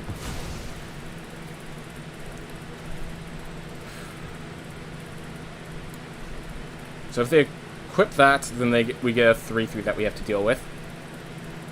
So I'm going to decline on drawing a card with Shistra.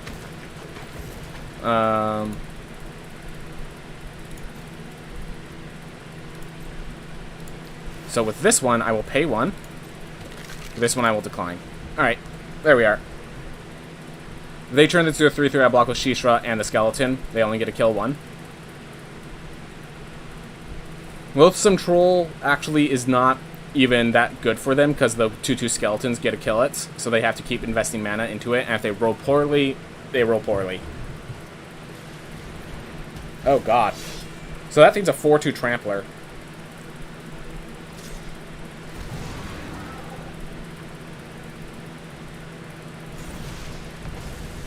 Alright. Sacrificing a land. Easy choice to sacrifice the land. Alright, here, do it like that to make sure no trample damage gets through. They could still only kill 1. So do they value Shistra or the skeleton more?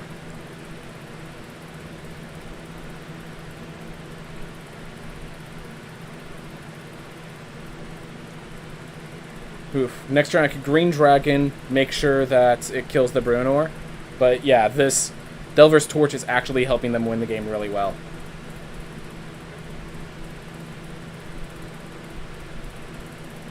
They're leaving up their mana, that's just for Loathsome Troll. They're not actually doing anything of importance.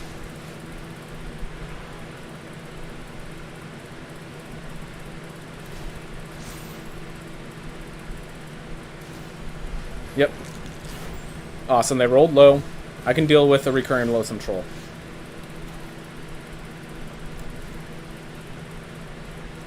Do I just want to sacrifice this, make Hexblade, and get more card draw? I have 70 cards left in my deck. I don't think that's the lost condition, though. Green Dragon, I just play, and it dies in a trade. I don't like that as much.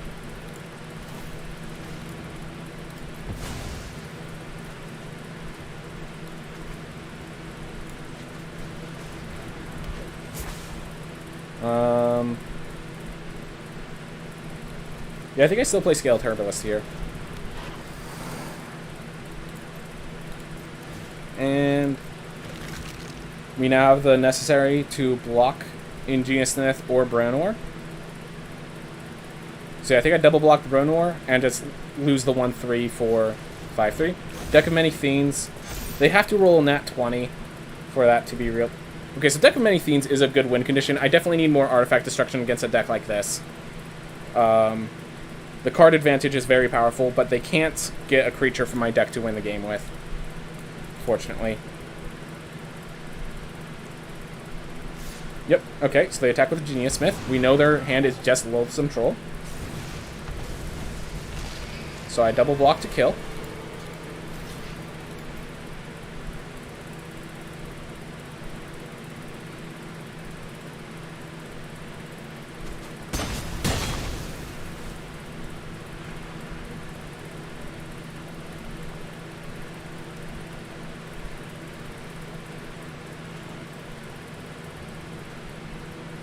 Alright.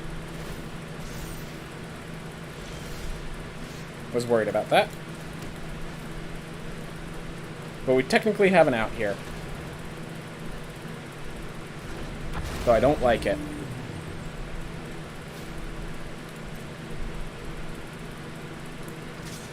I'm attacking with a Scaled Herbalist. I'm going to turn it into a Skeleton. Alright, I get what they're doing. They want to tap the Deck of Many Fiends, say if I roll nat 20, you lose the game off of your own play. But the thing about it is you can't roll nat 20 as long as you have Loathsome Troll in your hand. But yeah, it's still infinite card advantage, basically. And that's the thing that's scaring me.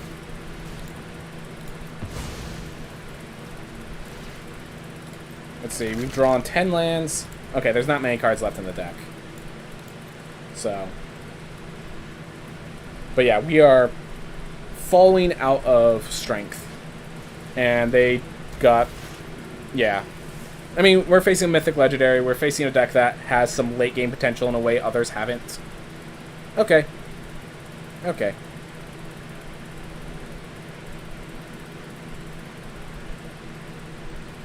If I draw another Spiked Pit Trap, I actually get myself back into a good position.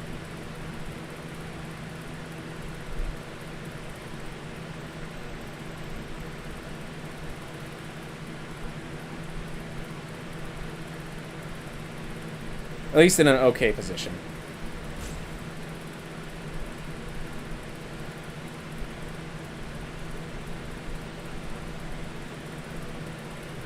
Ooh, I just realized a really strong move. Yep, that, and then they just attack with a 7/5. I have to block with both to kill it. So I'm going to leave this land in my hand for the discard a card effect in next venture.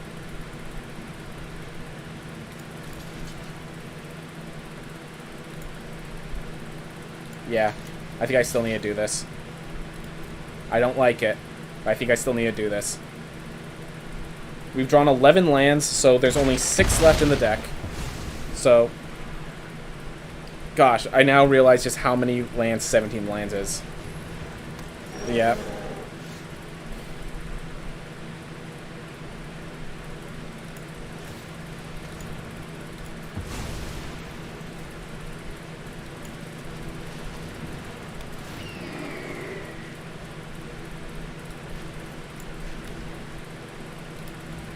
We're in a very bad spot if you haven't noticed. I think we've already lost the game. I'm just clinging on to hope. I've seen people perish due to stupid mistakes this late in the game. So I'm just clinging on to that hope. Yeah, Bruenor definitely became an issue. Instrument of the Bard's not even worth noting. Honestly, get all the luck that I have to deal with out now. If they could draw through their deck and I can win through that, then I'd appreciate it. And I just lose the game here.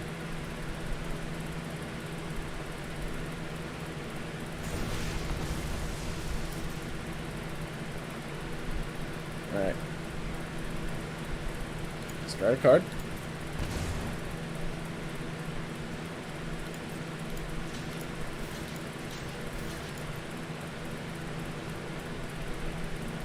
I'm playing to the impossible, non-existent outs, but I'm going to play to them, at the very least.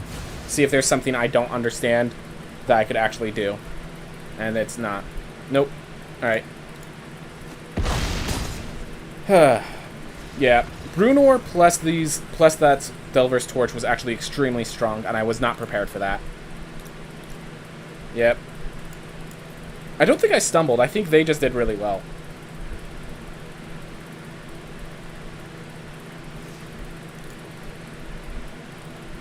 I did an attack that forced them into a combat trick that was positive for them. That was not what I expected. I honestly forgot that the 2/3 had reach. And, yeah. There's a few mistakes like that cost me. Also, I still stand by, Drew. Like, I've been drawing a lot of lands. But then again, I'm at 17. I have been saying that this format's... You got it at 16. Alright. So I have Neverwinter Dryad to block a creature and then sacrifice itself. Unfortunately, we do not have double black for Priest of Merpool, but we can play a Yuan-Ti Faneblade next turn anyways, so... Yeah, I'd rather block and sacrifice to prevent 1 damage than to gain 1 damage. I win in the later game anyways. Yep. This actually blocked 2, so I appreciate it.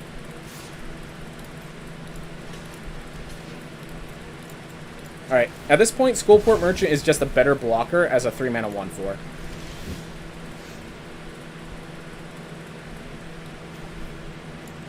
Because it can actually block the Shambling... Yeah.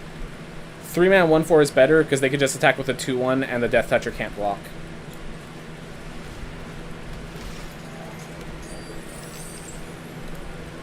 The fact that I could still Ray of Enfeeblement actually feels pretty good.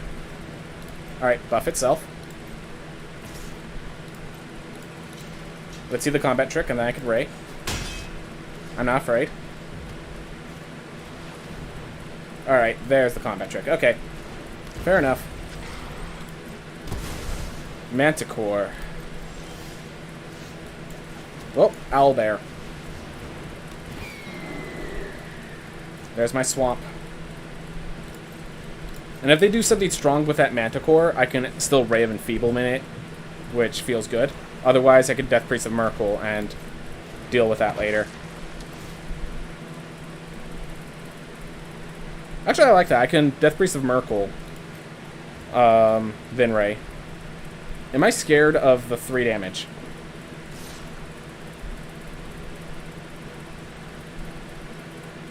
Let's see. I'm just trying to calculate. They're almost out of cards. I am actually more scared of 3 damage than I am anything else right now.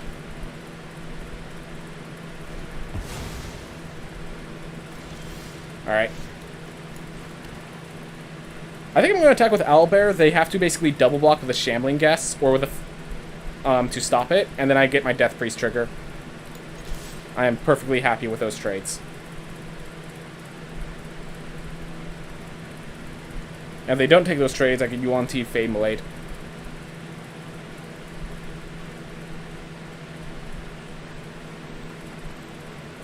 Yeah, if they block the Valor Scener, I'm just in an even better position. But yeah, they should double block the Shambling Guests. They take 2 damage and kill my Owlbear. That is not the correct block. I'm actually killing the Shambling Guest first, just in case they have a combat trick to buff up Valor Senior's health.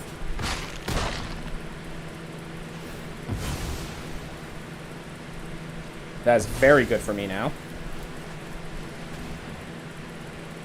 So either they need something to kill this Death Priest right now before the trigger goes on the stack, which it already went, so...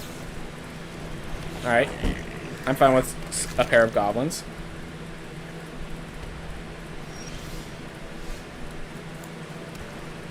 Alright. Obvious attack.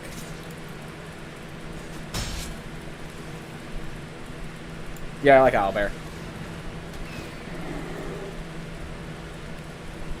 Yep.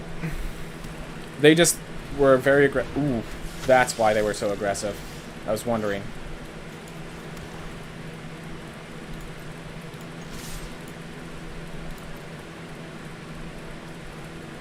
I just drew 10 lands. 1, 2, 3, 4, 5, 6, 7, 8. Alright. Well, 10 lands versus... counting just a bit. Alright, so they kill the owlbear. Fane Blade. So 10 lands, 1, 2, 3, 4, 5, 6, 7 non-lands. Okay.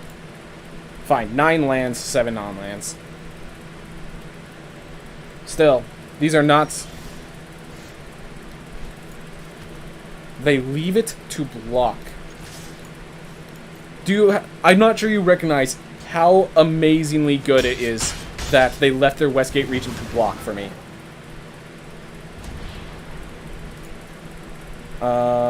Yeah, I'm not fast enough for the other opportunity to work. That works.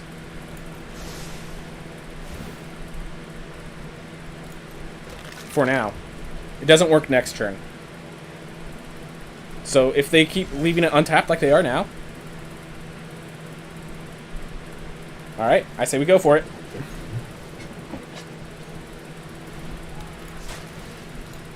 Yes. And I'll discard a swamp, I guess? No, I'll discard the forest. Submit 1. Alright. So unless that card is a combat trick... Alright. So they literally... That was their big play.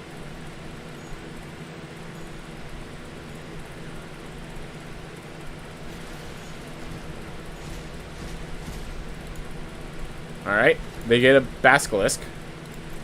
And then I attack with all. And they're now at 3.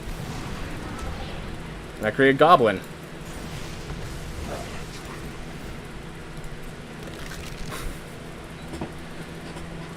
Why wouldn't you attack with Westgate Regent? I'd be dead before I killed you. I'm pretty darn sure. I'm so shocked that they did not attack with the Westgate Regent. I am so shocked they did not attack with the Westgate Regent. I am so shocked they did not attack with the Westgate Regent. I'm just saying that multiple times to make it clear just how shocked I am that they did not attack with the Westgate Regent.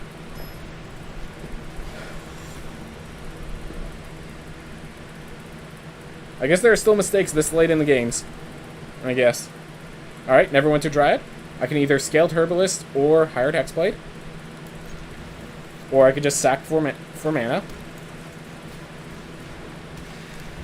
Yeah, if I play a land, even if I draw a land here, I could still dungeon map and play. Or, you know what? I'm going to Hired Hexblade, just...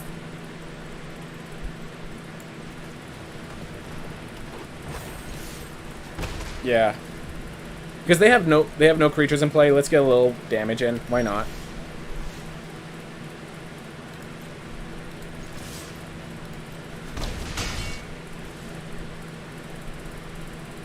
I mean, if they have absolutely no creatures, I say we go ham. And yes, I am saying that with a question mark. So we're land ruined, but they have no creatures right now, so if that remains true for this turn as well, we are good. But it's just a question, is it for the... That's a removal spell, that's not a creature spell. Seeing that I'm mana ruined, you probably should have taken the Neverwinter Dryad, but... I mean, I'm not complaining. This is not me complaining, this is me just analyzing your plays. Dear Rockman.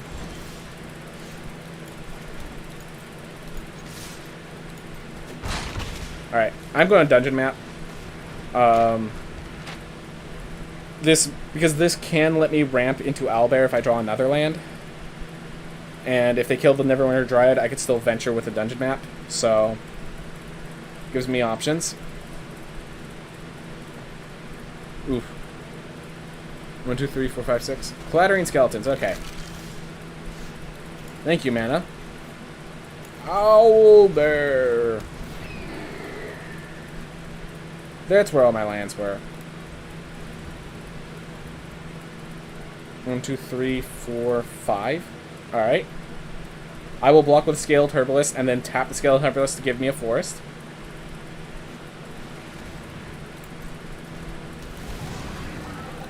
Oh, if they attack with Clattering Skeletons, I can now double block and kill the Clattering Skeletons, and they only kill one of my creatures.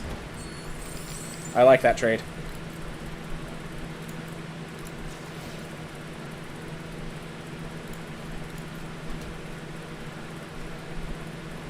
Alright. Swamp just in time. Alright. I think I attack with Owlbear, threatening a combat trick, or I can 1, 2. Okay.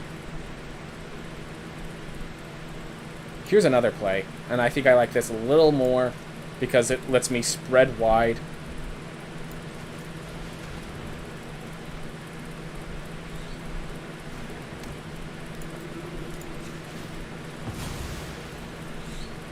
Alright, I get a forest. I'm not attacking in. And I now get a skeleton. Awesome. Now I can start attacking in with, like, the skeleton and the owlbear. I have enough mana for Purple Worm.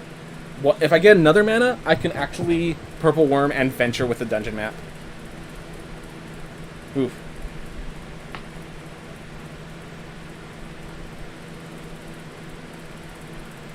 But yeah, this acting as a mana sink is really good for me.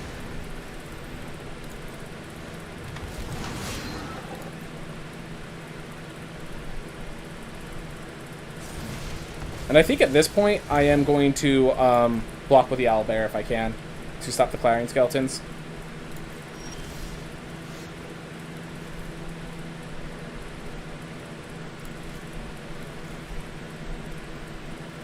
It's more important to play Purple Worm or to play Skullport Merchant, sack, get some card advantage. I think the card advantage will come later. So, yeah, I'm just going to play Purple Worm. And yeah.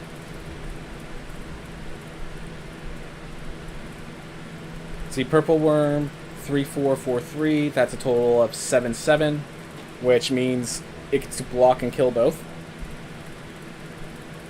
Then hopefully, yep, I saw this coming, so they get Precipitous drop the owlbear. That's why I wanted to get the Skullport Merchant out, to sack the owlbear before this occurred and the Precipitous drop completed. I just realized they use their treasure token to get a Veteran Engineer out. But now they don't have the answer for Purple Worm. It has Ward if they try to Charm Sleeping it, because I think that's what they're about to do right now. They're going to try to Charm Sleep. Or they really wanted to at the very least.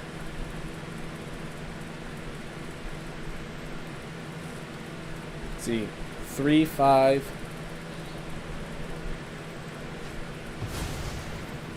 Alright. Resolve.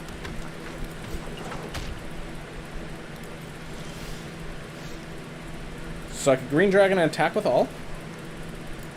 Or I can Skullport Merchant, attack with Purple Worm, and then deal with that later. So which one do I want to do?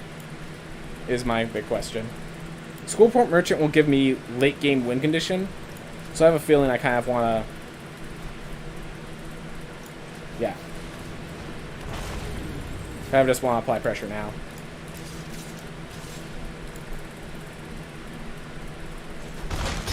Yep. Now they're at 4 health, which is where I wanted to put them. So now they have to deal with the Green Dragon now. And even after they deal with the Green Dragon, they still have to deal with Purple Worm.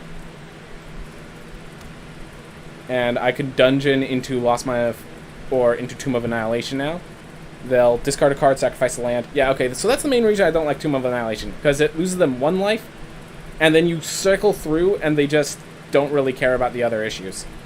Meanwhile, the alternative is I scry, I create a 1/1, I then make them lose 1 life, and I gain 1 life, and then I draw a card.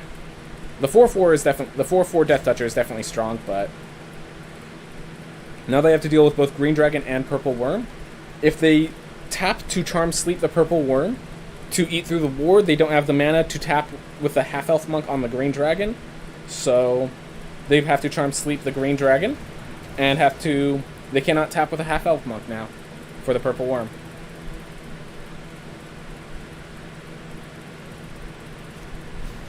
Flump.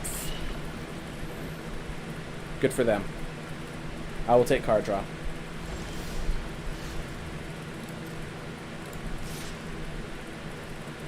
Yeah, the other attacks are not worthwhile. So, the fact that people are putting Flump main deck actually surprises me quite a bit. So now we each draw a card. Death Priest of Murgle gives me more. It's elsewhere.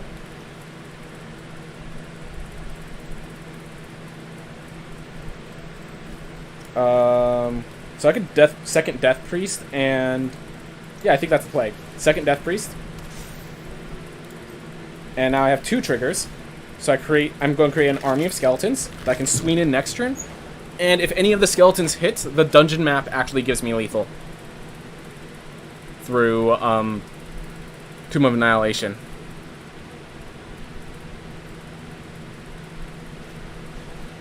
All right, where are they putting in the hole? I feel like they just have to put a single skeleton in the hole.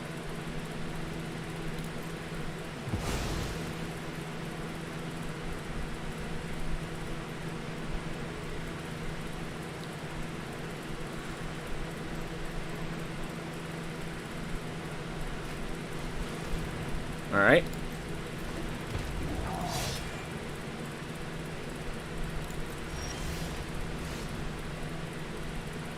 Alright, so I attack with the 8/7 and the 2 3/3s.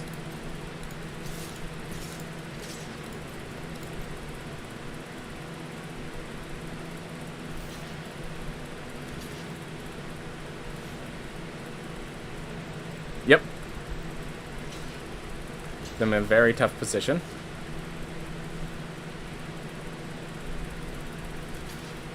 They double block? Okay. That makes more sense. Alright. So I think I just Owlbear. And, yeah, pay the mana to keep going. Just another threat that they have to block.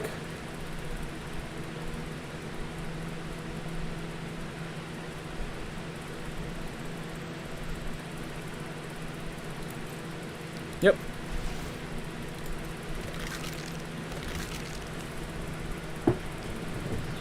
Our position is great. We never even need to play the Skullport Merchant. The Double Death Priests just caught...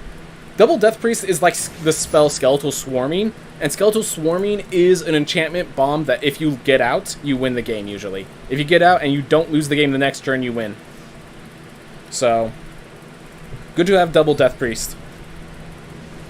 Makes me want to have picked the Grim Bounty, over the Black Dragon, almost.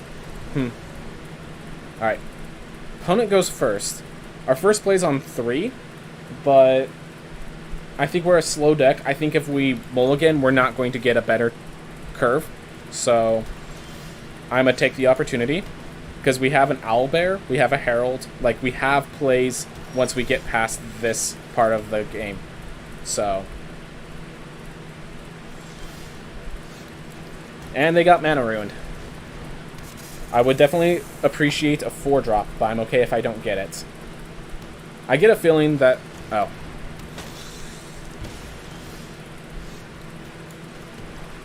I'm okay with this trade, actually. Alright, I get a Venture. Free! Sweet! I think I'm happy with more Owlbears. I think I actually want more Owlbears. So now I can block the Vampire Spawn. I get a swamp, owlbear. I just get all owlbear. Owlbear! Owlbear! Never enough owlbear.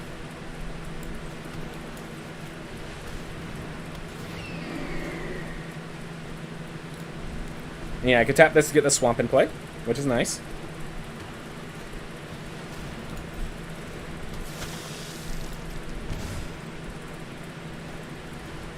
Alright.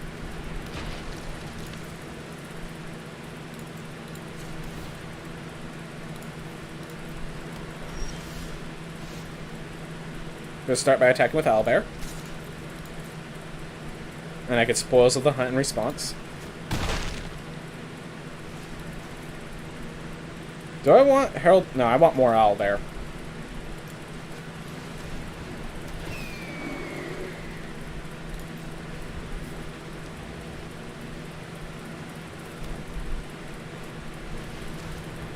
Just bird deck.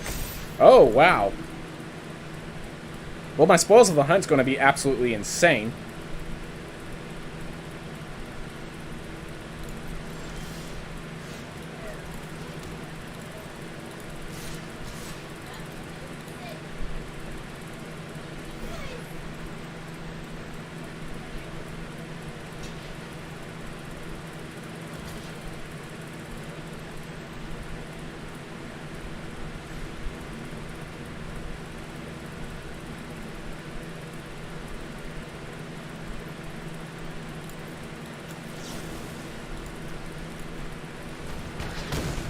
There we go. Kill that.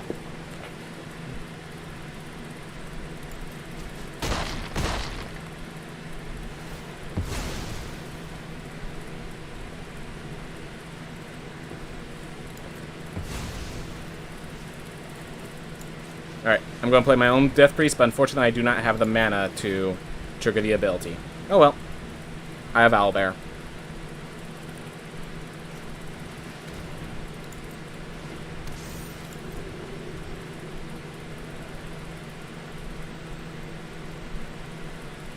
If they attack with Vampire Spawn, I'm just laying it through.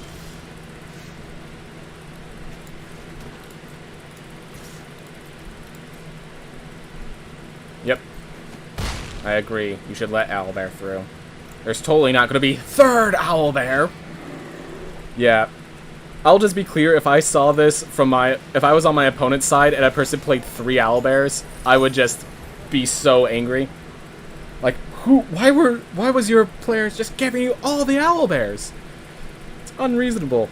Unreasonable. Okay, so I could turn the Hired Hexblade into a card draw. Then I could stack the Hired Hexblade for another card draw and get myself a skeleton out of it. I like that. Alright.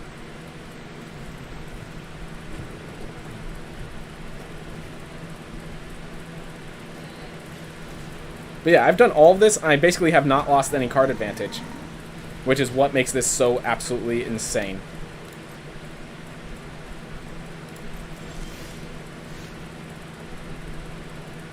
Alright, I'm going to actually start with Hired Hexblade, because if I draw something good, I'd like to know. I can force Death Priest to block. I like that. I force Death Priest to block. I attack with both owlbears. They want to double block.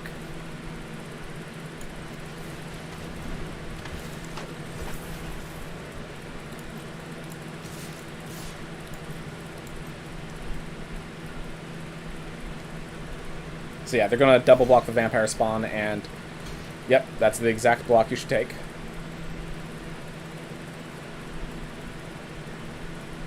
And if you want to double block with the other one, I'm okay killing all but the Knoll Hunter. Well, I guess the Vampire Spawn doesn't die either.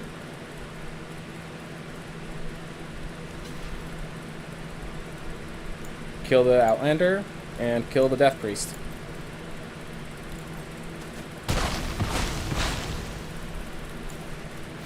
So now I draw a card, and get another skeleton token. The green dragon for the next swing. 1, 2, 3, 4, 5, 6, 7, 8, 9, 10. Alright. If I swing in with all, I technically have lethal.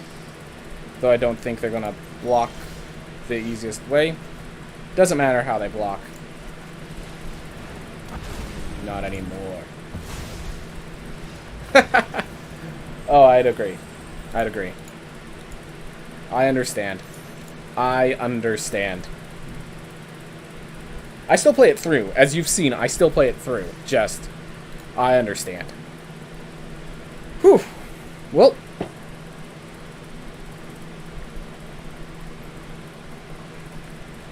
Rampage to lethal. Gain all the things I need. We're at 6-2. Let's see if we can get 7 wins. It's kind of funny. I feel like I lose often when I first start, and then I can make my way up to this encounter where it's the 9th game. Or the 10th game, I think. Tensions are all... No, it's 9th game. 9th game. Tensions are there. Spooky action at a distance. Oh my gosh. Diamond rank spooky action at a distance. I'm going to draw lands. Scaled Herbalist is going to allow me to play an Owlbear much earlier. The fact that you're this late into the format with a Great Axe main deck is actually very terrifying. Alright, if I draw Swamp, I can tap to get myself a Death Priest. I'm not even sure if I want to use it because they're going to attack with a Goblin. I'm going to play it anyways. It's mana efficient.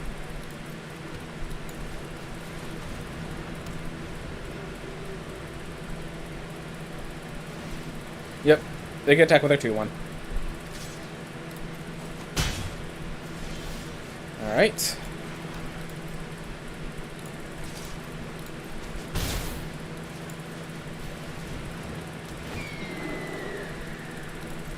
Awesome. And I'm going to leave this up so I can play the forest.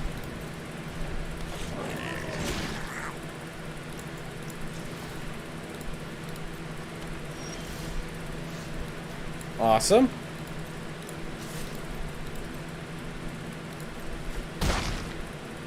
I think I value the Owlbear more. Alright, I can't spoil the hunt, so I'm going to Neverwinter Dryad, so I can trade as a 1-1. Great Axe costs 5 to equip, so they can't equip it yet. I was feeling we were going to face like Brunor or Hobgoblin Captain or something like that. Alright, so that's a 9-1 first striker. That explains where all their power is coming from.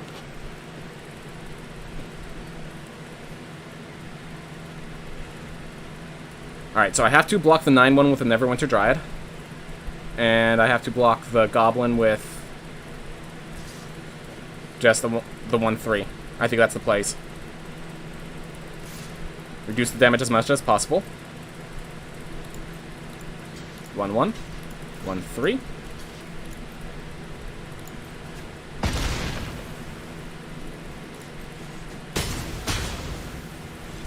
Alright. Alright, so if I Spoils of the Hunt, then I have enough mana to still play Purple Worm. So I could Spoils of the Hunt, kill Brunor. This thing becomes a 7-1, which still can't kill Purple Worm. And I get an attack in with 10, so... I think I attack... Yeah. No, attacking in for 10 is actually very important.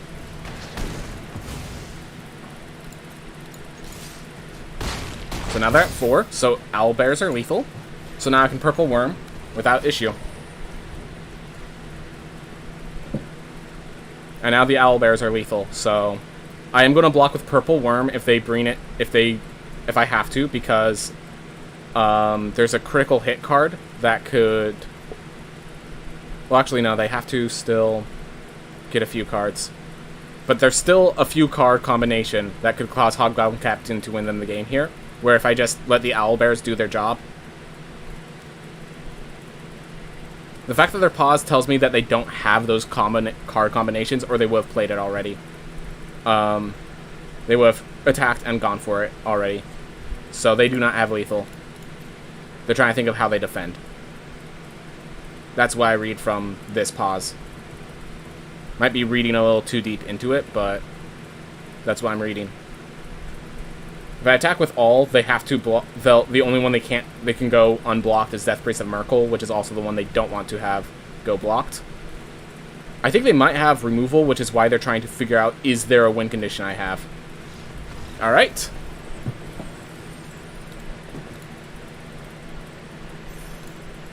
We got 7 wins. Whew. So, you're welcome. Who wanted the 7 wins? 7 wins or bust. Lambo Droid. 7 or bust. Lambo Droid, I did it for you. Whew. Well, what caused that? Purple Worms and Owlbears. Death Priests were also great. Shisra is very vulnerable, but if you have early game, Sishra is very good. The thing is, here's the thing. At the end of turn, if a creature dies, those go fantastically with stuff like Skullport Merchant and other Death Priests. So, that was actually a fantastic theme. So yeah, I think this was a good deck. Would Find the Path be good here? I think the problem with Find the Path is I'd have to, take out Herald, put in Find the Path. How would that feel? I think that actually would be good because we have enough late game, and that allows us turn 3 ramp to an Owlbear. So, and Owlbears won us those games. Those last 2 games were Owlbears only. Oh my gosh. I appreciate it, Owlbear. I appreciate it. I don't see Owlbear too often, so seeing 3 of them in the same deck feels fantastic. Whew. So good to have this run.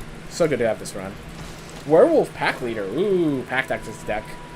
Glad to have the Loathsome Troll here, because I'm sure as heck not picking it in my drafts. But 7 wins, and more Restgate Regents.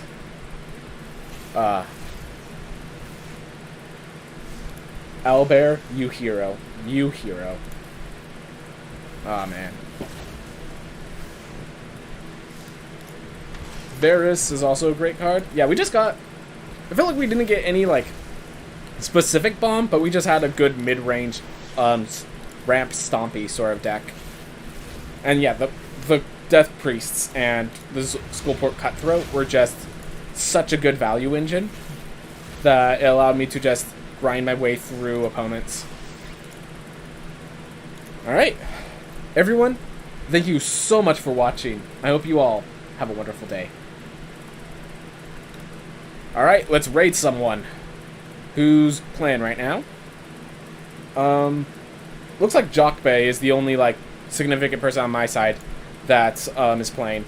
Jockbay is more of a shooter streamer. Like, right now they're playing Rainbow Six Siege, but they're still a pretty cool person. Still, if you want to chat with someone, they have some really good discussions they can do. So, yeah, I'm completely down for raiding Jockbay.